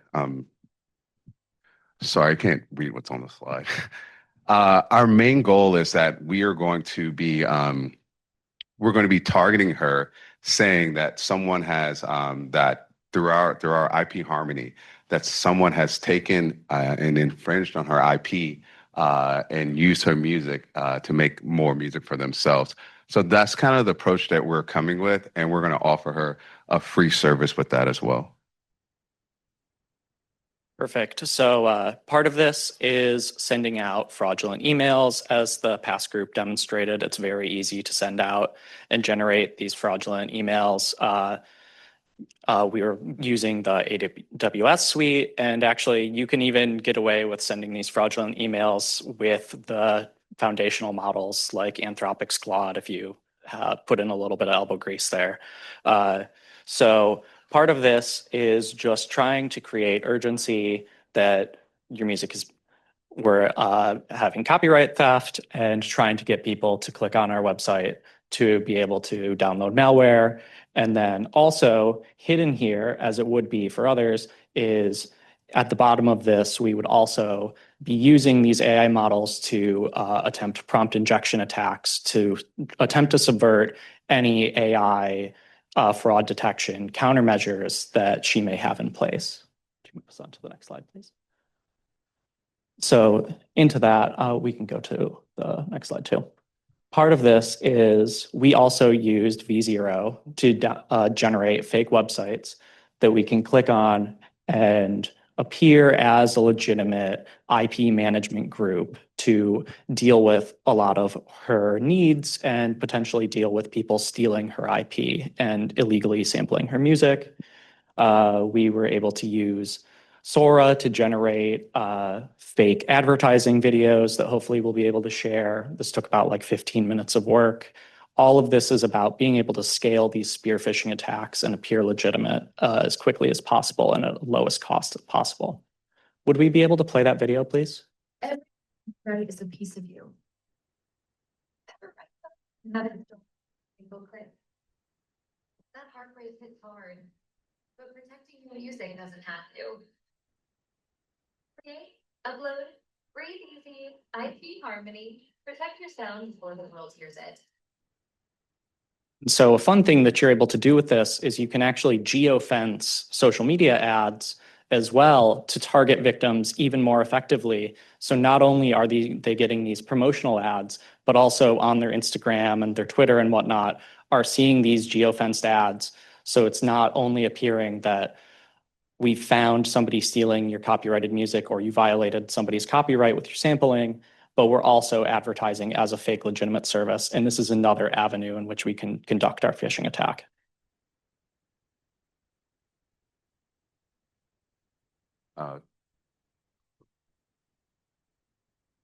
Now we go into the phase 2 of the fraud. This is when we bring her down. Now, one thing that we're pulling on is that we know now that Maria, she's very interested in IP. So if she's just as interested in protecting her IP, how would she feel if she's contacted and said that she's stolen somebody's IP? And so we went forward and we created a law firm with websites where we're going to reach out and we're going to contact Maria and engage with her. And so I'll let you explain.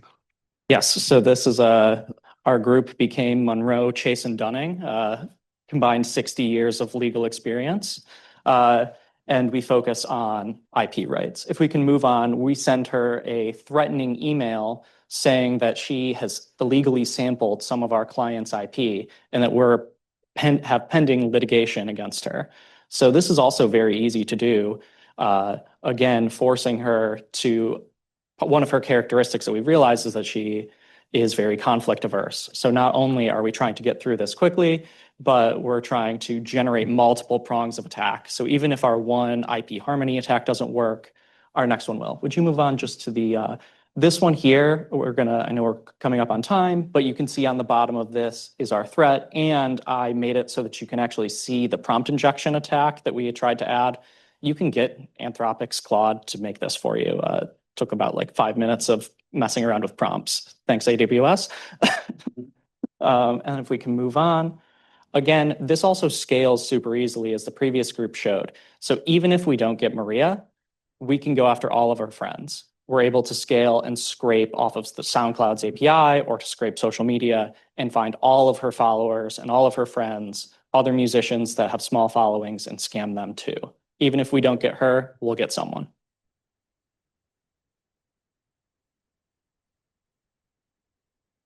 And then this is just one final thing that we had where we would have Maria, when she engages with us, it will take her to our site so she can set up a meeting with the law firm and we can just start discussing the payouts with her. So closing that out. Thank you. Thank you. Ooh, all right. Monroe, Chase, and Dunning. Maybe don't click on that law firm site. Absolutely fascinating.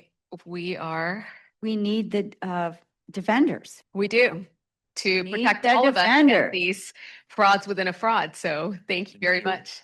Thank you very much. Thank you. So Joanne this morning asked, where's the clicker, by the way? You have it. Joanne this morning asked, everybody who's been a kind of a victim of fraud or anything like this in the past. I was going to ask you a question also related to this. How many of you have been a victim or have been approached for, phishing, scamming, or, data theft, and for whom it took more than 15 minutes to realize that it was, fraudulent? How many of you have had this situation where it took you more than 15 minutes to realize that it was a fraud? Am I the only one? Okay. Thank goodness. Okay. All right. It's just to show that, this is getting more complicated. There is one case for me that took me more than a day to completely sort of figure out. Anyway, we are on the light side of the force. And I want to signal that the fraudsters try to do espionage on us, but we have managed to avoid that, and you will be prosecuted for trying to entering our premises illegally. So with this, we are going to, let's introduce ourselves. This is Eric. I'm Beth. Hi, everyone. And we have Carol here. Where is Carol? Oh, Rakesh and Carol are here. They are part of the team also. So Data Sentinel AI, our company, is a very customer-centric company.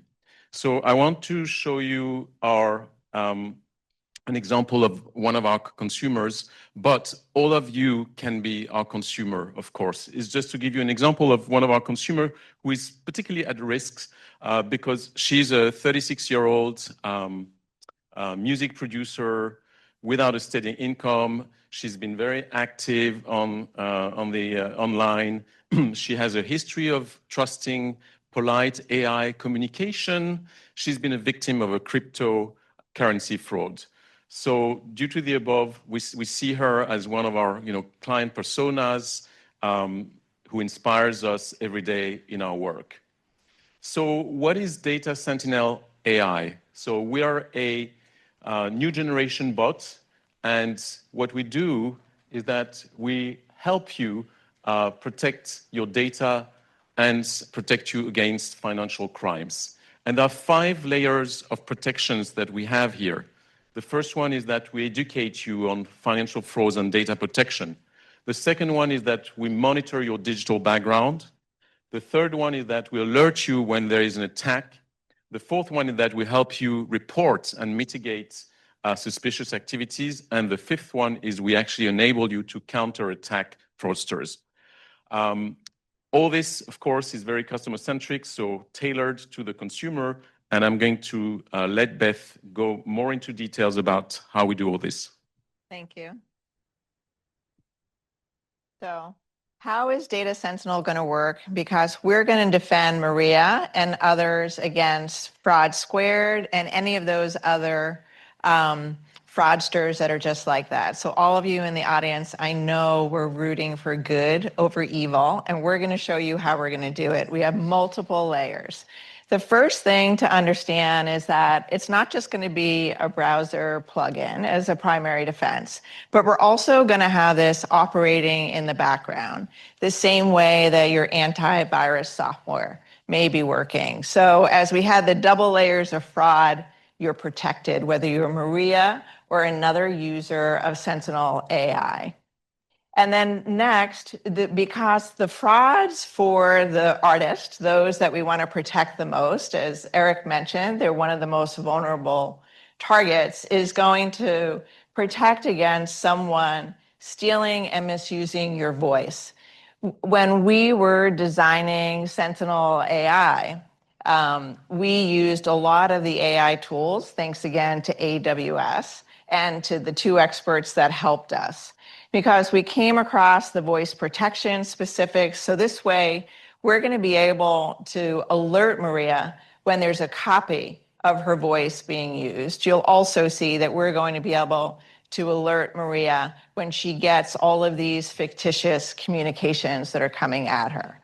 But one of the things at Data Sentinel that we were hyper-focused on is to hit that balance of protecting Maria and others, as well as their personal privacy.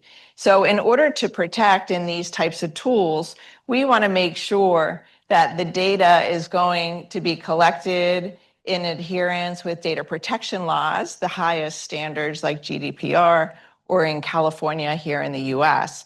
And we're only going to process what's needed, and we will only store the data if our users toggle against the default. The default is not to store the data and use it, so that we are going to operate Data Sentinel with the highest privacy for our users. So we're going to quickly go through. We don't just have 1 layer, we have 5, because as you saw, we have Fraud Squared, and we're able to hit them in 5 different ways. The first one is really breaking the cycle of fraudsters being ahead of consumers. We're going to educate. So this way, whether it's helpful alerts that we use a jingle to make them something that isn't noise, that's just ignored by consumers, we're going to use that to educate in calendar alerts and elsewhere. You can see a few samples.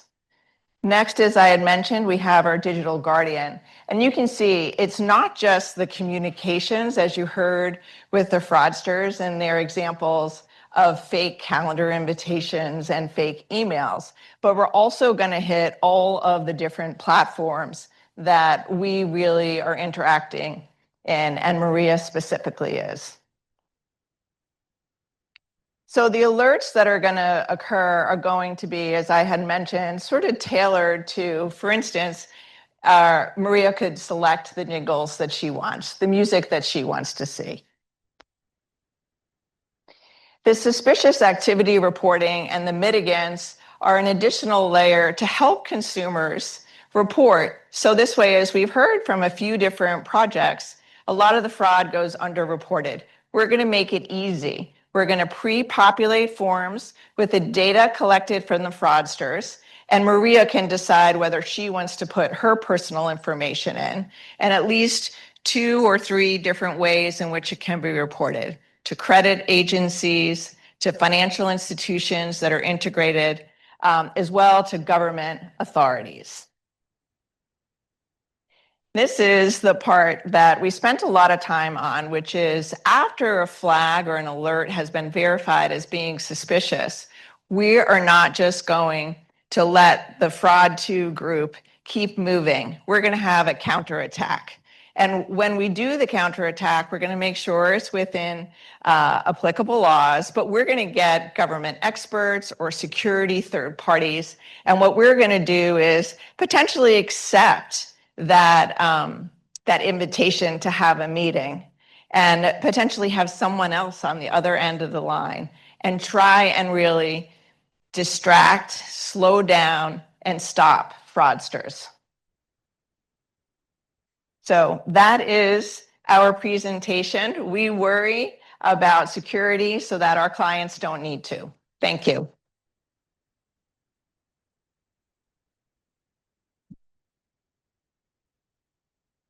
Yeah, okay, great. Sorry, there was. We did want to share one update from the Security Operations Center at Data Sentinel, because we live, in fact, updated that devastating attempt from, if you guys have heard of this terrible fraud group called Fraud Squared that our security researchers are currently investigating, and will be producing a public service announcement shortly on their illicit activities. But we inserted into our chatbot the illicit message that was being used against our customer Maria, and it identified this hidden AI prompt injection attempt and also highlighted these attempts to manipulate her with a sense of urgency and a malicious domain that was registered only in the last few days. So with all of that, our AI chatbot prompted an alert to Maria so that she knew in real time that Fraud Squared was coming after her. So we're trying to do live, but no update. Thank you very much. Yeah.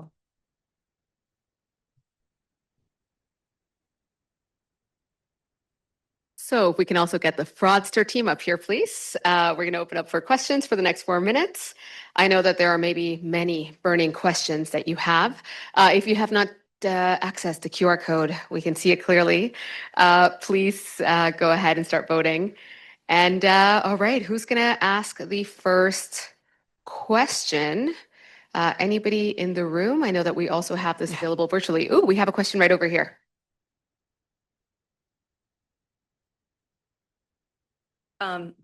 So my question is for the defenders. What's the upside to Maria to participate, like other than interest and like, I'm going to get these guys back?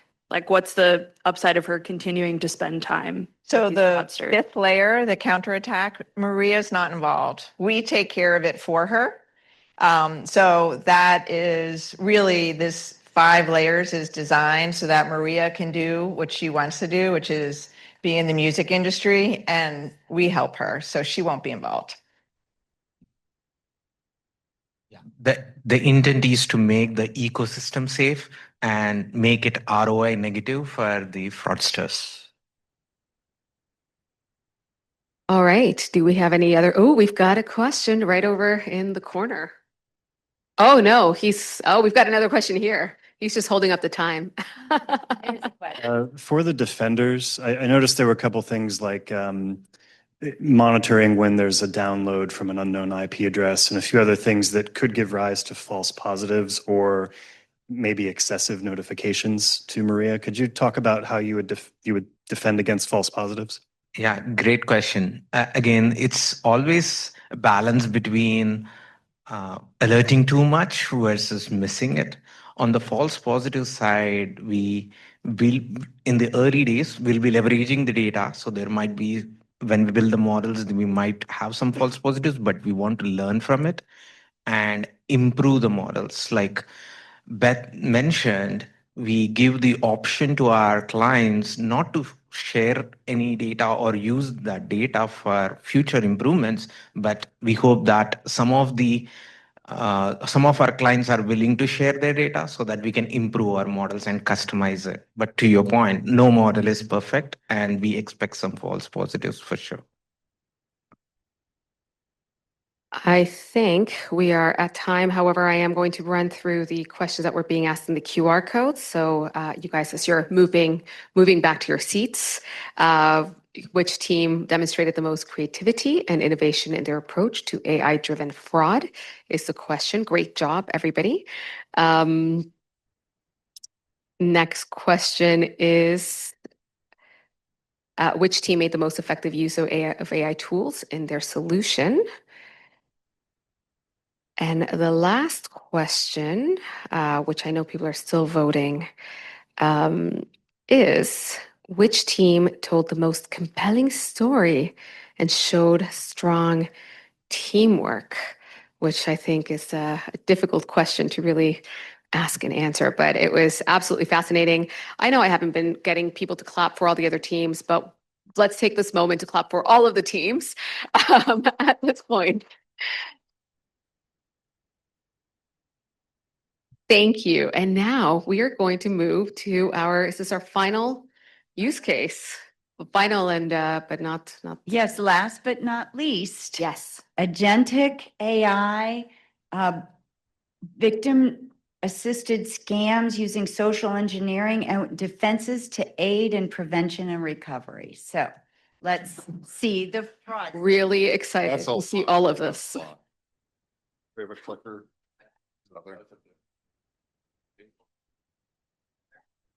All right. All right. We'll try to do this within the time. I know we're at the end of the day. Hope we can keep your attention for 7 minutes. So my name is Andrew Austin. I'm the head of fraud prevention for a company called Sardine AI. This is Pete Walton. He is a sales engineer. We work together every day to help customers prevent fraud on their platforms, whether they're crypto companies, neobanks, fintechs, traditional finance, e-commerce merchant. We'll sell our solutions across the board. Today, however, I am the chief fraud proliferator. Really interesting to get a different perspective here. So we looked at our victim persona. Our victim is a 42-year-old CEO of a small crypto firm. He overtrusts AI. He approves tools without review, over relies on automation. So we thought, instead of doing the obvious, which would be attacking the crypto, we'd create a company called Identify Labs to steal the information of their users. So we're not attacking the crypto firm directly, but we are taking the information from their users. So who is Identify Labs? We are a identity verification company created by AI industry veterans. We have advanced AI algorithms. We stop all the fraud. We have zero false positives. This is the best thing that the market has seen in years. It is absolutely amazing. Some of the product highlights that we have: lightning fast KYC. We also facilitate simple onboarding of your clients and allow them to link their bank accounts to facilitate the crypto purchases. And I think one of the big things that our victim will like is that we have an ROI guarantee. If he buys our product, which he does, by the way, and does not get a 10x ROI in the first 6 months, we pay him back. All right, so we wanted to define onboarding before we go forward because that means different things at different places. So onboarding really is just and you probably can't read that because it's so small, but it's the process of validating a user's identity. So if you ever signed up for something where you have to take a picture of the front and back of your driver's license and take a selfie, that's what that is. Furthermore, the onboarding process is linking a bank account to facilitate the crypto purchase. What we would collect in that process is CIP data. So name, address, date of birth, social, as well as phone number, email address, phone number. Maybe I said that twice, but then what more importantly, the bank account and routing number as well. So we are collecting this on behalf of the crypto firm and of the many other clients that we have globally. All right. I don't know why this color is like this. We are a legitimate AI identity verification provider, but we also target those high net worth segments, steal their identity information, and then steal funds from their accounts. This is also very oddly formatted. So who we are, who we purport to be is an industry-leading AI IDV company that provides these excellent guarantees for our clients so that they can have that ROI guarantee. They can quickly onboard their customers. They can link that payment account and begin transacting within seconds. We have 99+% accuracy, 5.9 accuracy. We reduce false positives, so you don't have a lot of manual review overhead. We have proprietary software, blah, blah, blah. We're great. We're cost effective. We'll sell it cheap to get you in the door. If it doesn't work, we'll give you your money back. Who isn't going to buy that? What we actually do, again, we collect the PII of every person that onboards through our platform, and we siphon it off without the customer knowing. And then we create accounts at multiple financial institutions using that information. So we already have all of your identity information. We have your banking information. We create new accounts. We use exploits that we have for open banking protocols to transfer funds from the user's legitimate account to mule accounts that we have created using their identities. How do we do this? I think I just talked through that. And then the funds are laundered. So it's not just that we are doing the fraud, we're laundering them through those mule accounts. So through a network, let's say we onboard 100,000 people, we might only target funds movement from a couple thousand, but we use the network of identities that we have collected from all of our customers to facilitate money movement across those accounts, between those accounts, to obfuscate the source of funds and further launder it. Why? Well, because we can. We're AI experts. We want to prove to the world that we can do this kind of stuff. We're targeting Oliver Hayes, who's our victim specifically, because his firm got funding from a VC that was promising money to us, and we didn't get it. So we love retribution. We also love money, and we deserve it more than you do. All right, this is completely illegible, but basically what we're trying to show here is that on the crypto site, on the purple on the left side of the screen there, what the customer thinks is happening is that their data is going to the secure enclave with a production database, DR, sandbox, and there's all these security controls in place. But what they don't know is happening is that, well, you can't read that either. But what is happening on the bottom of the screen is that we are siphoning that data off, creating those accounts, transferring it to the mule accounts, and laundering it through our shell companies. And Pete's going to walk us through how this works. That's on. There we go. Again, not to make a compliance pun, but layering on what Andrew said. This really kind of shows the flow of funds, how we plan to actually move the money around, right? So through the exploited open banking transfer system, maybe using Plaid's transfers API, we essentially, as our company, get a processor token. We can then manipulate that processor token and the request to essentially then redirect funds to target accounts, right? So as we use our agentic AI to create all these different bank accounts at different financial institutions that have weak KYC controls, right, we can then easily start to move that money around. So once it's placed, we just layer it, small transactions here and there, P2P payments, or RTP fund transfers between different institutions. So that starts to create that entire network of transactions. And then, sorry, Andrew, if you go back one. And then the final goal really is to extract the value, right? So once you've identified and moved the money around, we are going to be sitting in Andorra, a nice country that doesn't have any extradition, and we would start to, create a shell company that sends invoices to these accounts and using bill pay, international wire. So you start to, move that money out. And then because, as a fraudster, I want to make sure I'm, spending my time wisely, using my easy earned money.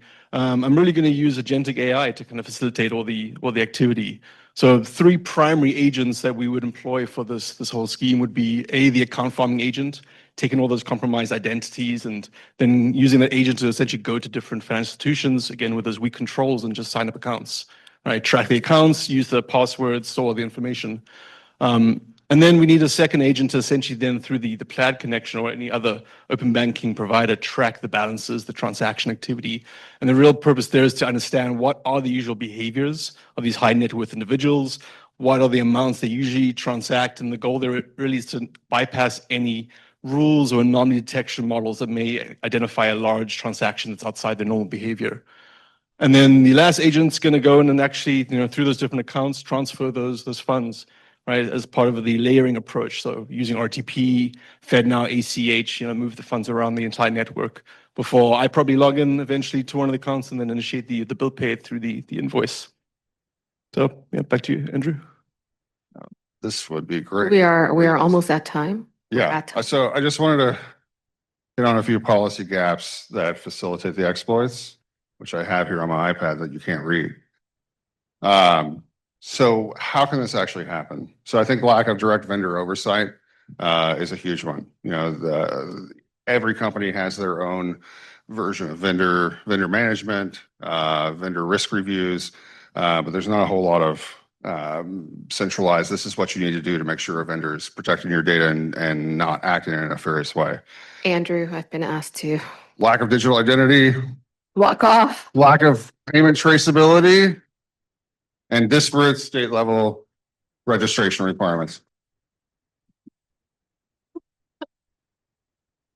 I am so glad that you are on our side of things. So if we can please bring the defenders up here, slightly terrified and excited to see what you guys came up with. I know. Thank you. Yep. Thank you. All right, those guys are monsters. So we'll see. Thank you very much. Cool. Hi, I am Brandon Campbell. I am a principal data scientist at MasterCard. And I'm Marjorie Jalloh-Heyward. I'm financial sector. Andrew Austin, yes. My name tag was reversed, and I was given the wrong name for the past 2 days. I think a huge thing, policy gap wise, lack of digital identity. This is massive. Like there is no centralized or decentralized digital identity that says this is who I am. If there is one thing that I could make, that I could ensure that every American has, is a digital identity that is secure. It is, I can go on idgod.com and for $80 buy a driver's license that will pass a wide variety of IDV vendors with my picture, whatever birth date, whatever address I want. It's not dark web. Go there now in your browser, idgod.com. So easy to do this. You want to get something better, go on Telegram. Not much more expensive. We look at payment traceability as well. When you talk about crypto transactions, it's all there on the blockchain. It's not easy to do, but it's possible because you can see all the movement between the wallets and the exchanges, right? When you move into traditional financial institutions, what can you rely on? As a bank, you can rely on 314B, right? You can hope that they give you the information. They're not required to give you the information. They might just say, yes, that is a customer of ours. They might not give you anything else, right? So how, if I am setting up 100,000 accounts across 4,000 financial institutions in the US, how is a AML investigator expected to track that or trace those funds across 4,000 institutions? They can't, right? We need policy that allows financial institutions to get more data and see where funds are going. I know when we talk about fraud and cybersecurity, there's a lot of debate over the personal privacy that cybersecurity folks want versus I want to see everything that the fraud and money laundering investigators want to see, right? So there has to be some sort of way that financial institutions in the US and globally can see those transactions moving across the network. I think that was probably it. Was there anything else? I can't remember. Yeah, data standards, registration requirements vary between states for businesses. There's all kinds of different things that we could talk about from a policy perspective, but it's very clear that in a digital age, especially with AI and agentic AI that can, I can't remember, it was the previous group or maybe group 3 that were using agents to rapidly create business entities that were real, right? If you can do that, if I can fire off 1,000 business entities in a day or in 5 minutes, just let them sit there and age for a while. Let them do whatever they want, right? Okay. Thank you very much. Yeah. Yeah.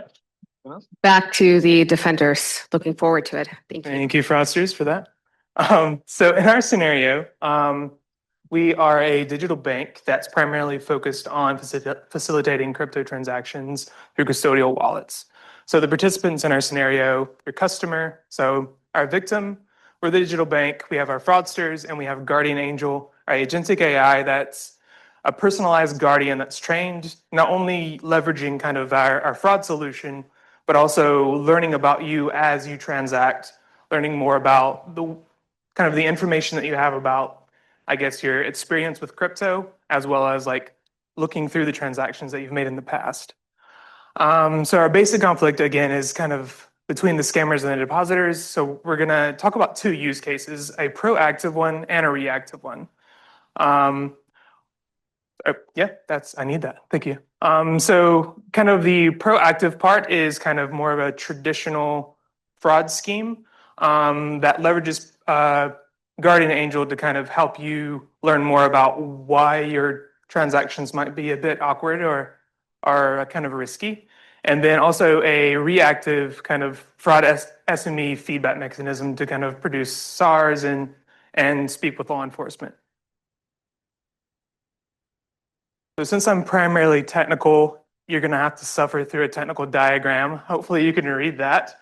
So on the very left-hand side, this is kind of the customer interface, right? So these are the various transactions you can make through our digital platform. So it may be a transaction or a login, information about how you're using our website. So this is kind of going through the customer journey as well. So at the top, you have, let's say, a regular crypto transaction, right? So you have information about the customer account, the sender receiver address, the time of day, and the amount. So through the facilitation of Guardian Angel, the kind of things that we're going to gather about you as you kind of use our tool is, if you look at the kind of the next section of real-time and batch analytics, we're going to learn multiple different things about you, right? So for the customer database, we're going to learn things like, obviously, when you onboard, like your name, general information, but also I think what's interesting is kind of a crypto risk propensity, right? So when you first onboard, we're going to learn like, what do you know about crypto? Have you used it before? What's your intention? And as you make more transactions, we're going to learn more about the kind of people that you interact with and raise or lower that risk score in general over time. As well, we're also going to use something, a tool called like GraphSense that can provide analytics about the blockchains that we're using. So it can give you information about the specific receiver addresses that we're using. So things like transaction frequency, account promiscuity, which is kind of a word that I use for like how many completely new interactions you use from that node, as well as like inputs and outputs from the node, and also things like a degree of separation from things like crypto offboarding or like consolidations of funds. So this stuff is coming from both like our own information and third parties, as well as like attribution data and things like this. And then lastly, there's also a real-time component. So our customers want to make these transactions quickly. So we have this batch analytics kind of building features in the background. You also have real-time information, so transaction frequency, the time of day, is it weird for you to do this transaction? When you make these transactions or interact with our service, it'll build a feature. This will leverage kind of the traditional machine learning approaches that we have at our company. So traditional fraud models, things like this, as well as like customer anomaly scores. So depending on these outputs, if there's a high risk in terms of fraud or a customer anomaly, that will trigger either no alert if it's a low risk, right, and the transaction will go through.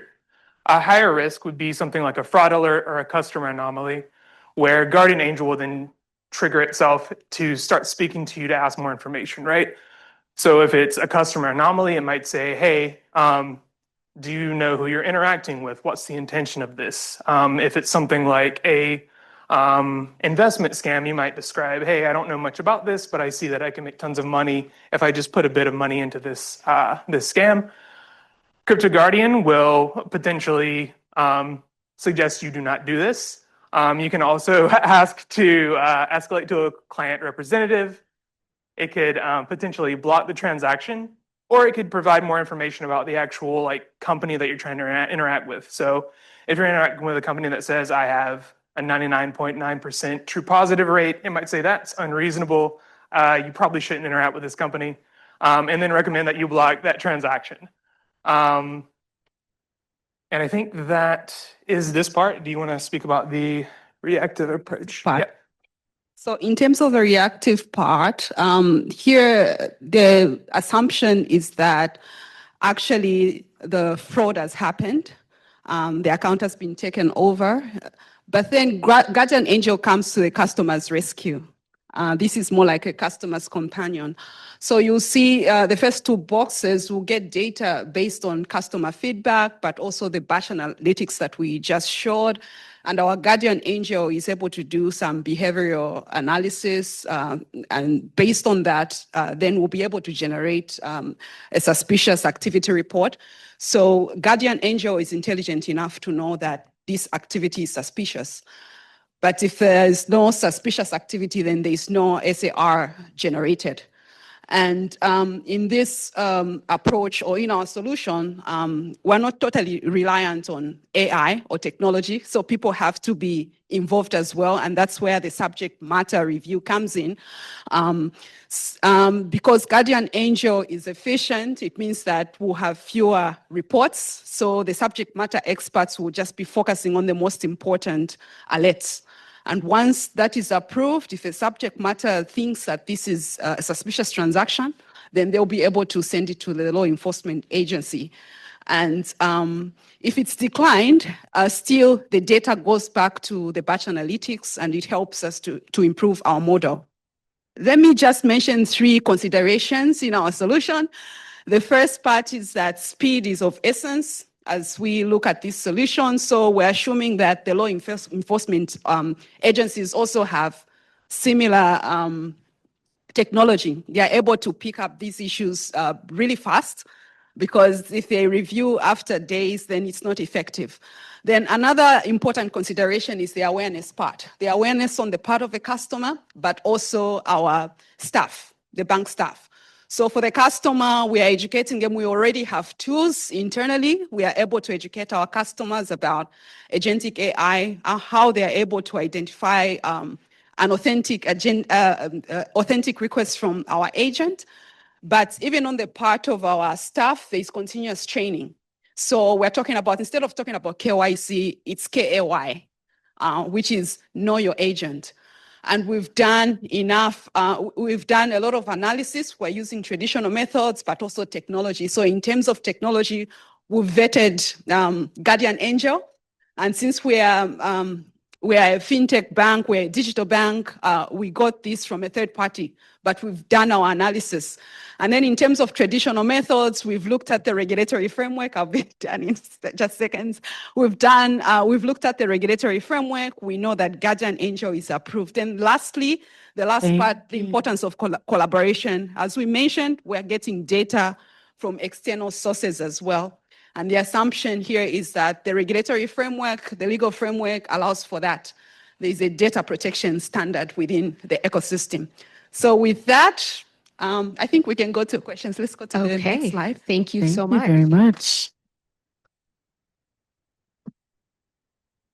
So I think we have one time for one question, and then we're going to wrap it up.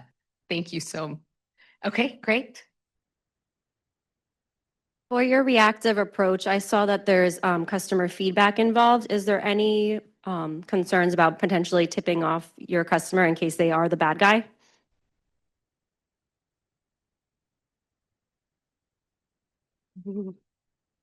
Can somebody put the QR code in the back, please? Thank you.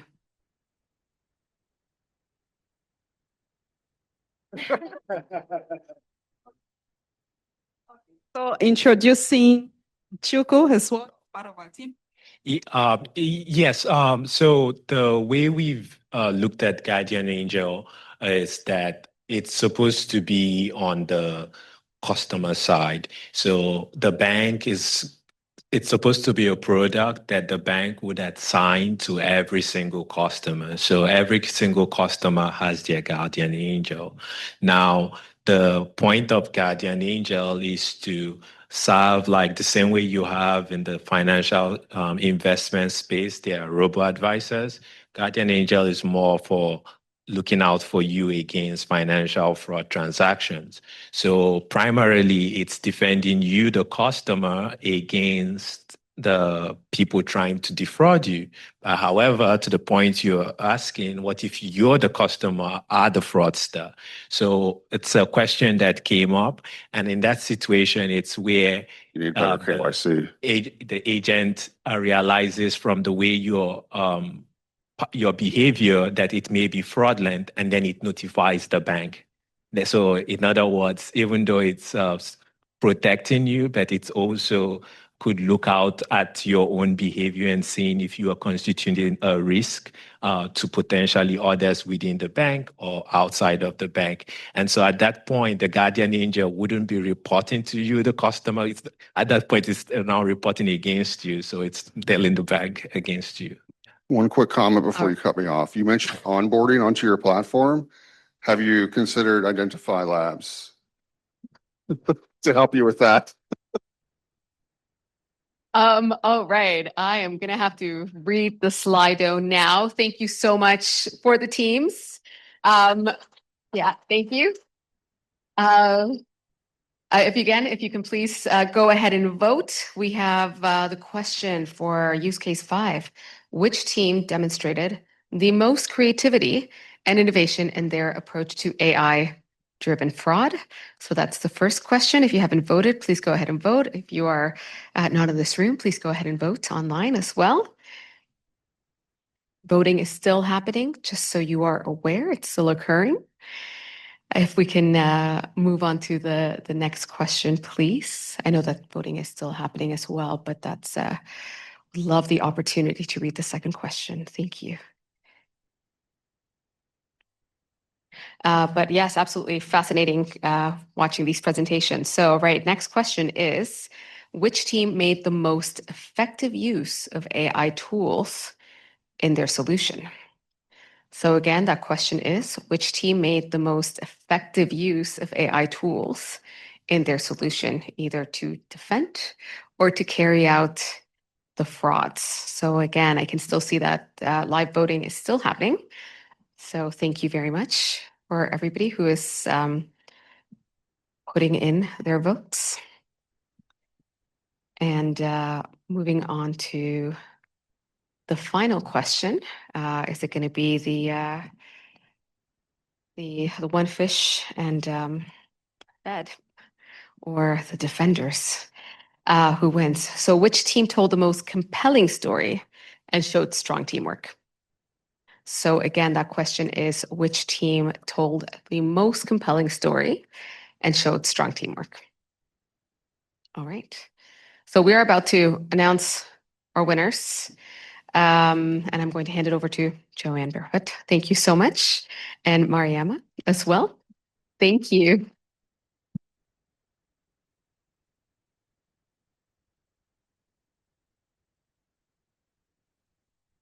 Let me give them out. Hold on. Yes, we have very valuable prizes for the winners, as you can see, so we will have a little token of our appreciation. Mariama.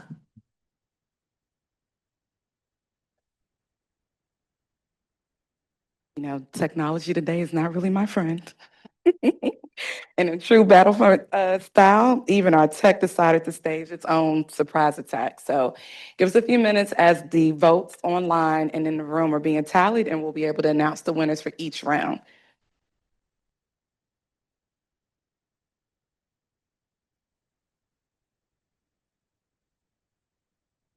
While we are waiting, I'm going to ask a question that I hope you will ponder. Most of you know we at AIR are a nonprofit organization doing a great deal of work in this space. We would love to hear from you about what we could do that would be most helpful. There's so much great work going on. There's so much expertise just in this room. What are the things that are missing that a nonprofit might be able to help with? And if you'll ponder that and reach out to us, we would really appreciate it. How are we coming?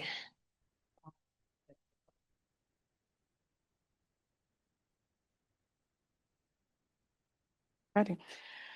Okay, for our first scenario, deep fake fraud, we have team DAO or DAI as our winner.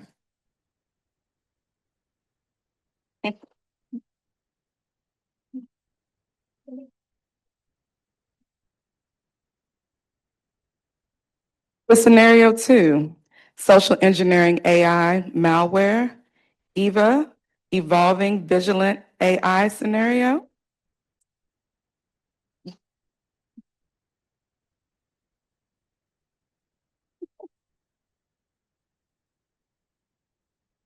For scenario 3, synthetic identity fraud, Mission Impossible.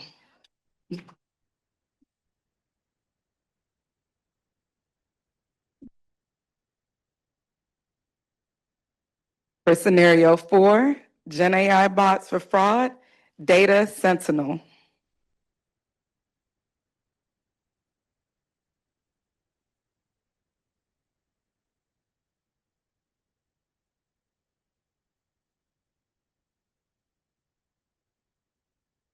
And for our last scenario, scenario 5, agentive AI redress, Two Fish and a Fed.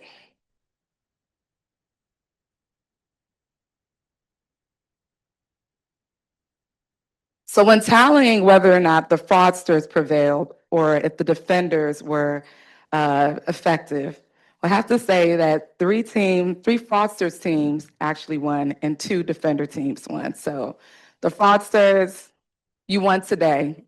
It'll be a different story tomorrow.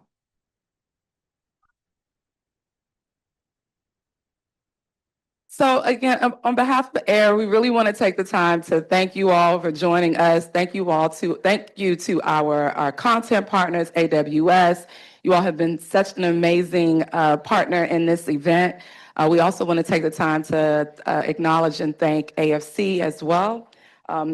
So we've been asked what is the next upcoming thing for AIR in this global fraud space. We have 2 major events that we're in the process of working towards.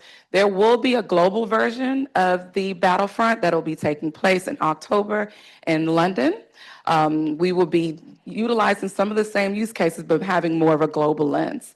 And then we'll also be having a roundtable discussion where, again, we pull in the different parts of the ecosystem in order for us to have more collaborative type of conversations. There's one other thing that I do want to be able to announce. The replay of today's session will be on AIR's YouTube channel, so please take the time and visit and repost. There are also the scenarios or the videos that were utilized during the boot camp.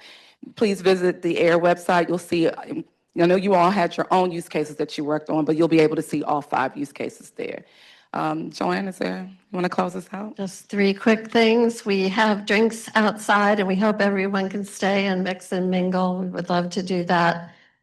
Secondly, just thank you from the bottom of our hearts. We are so, so grateful to all of you. And thirdly, let's go out and beat this. Let's solve it.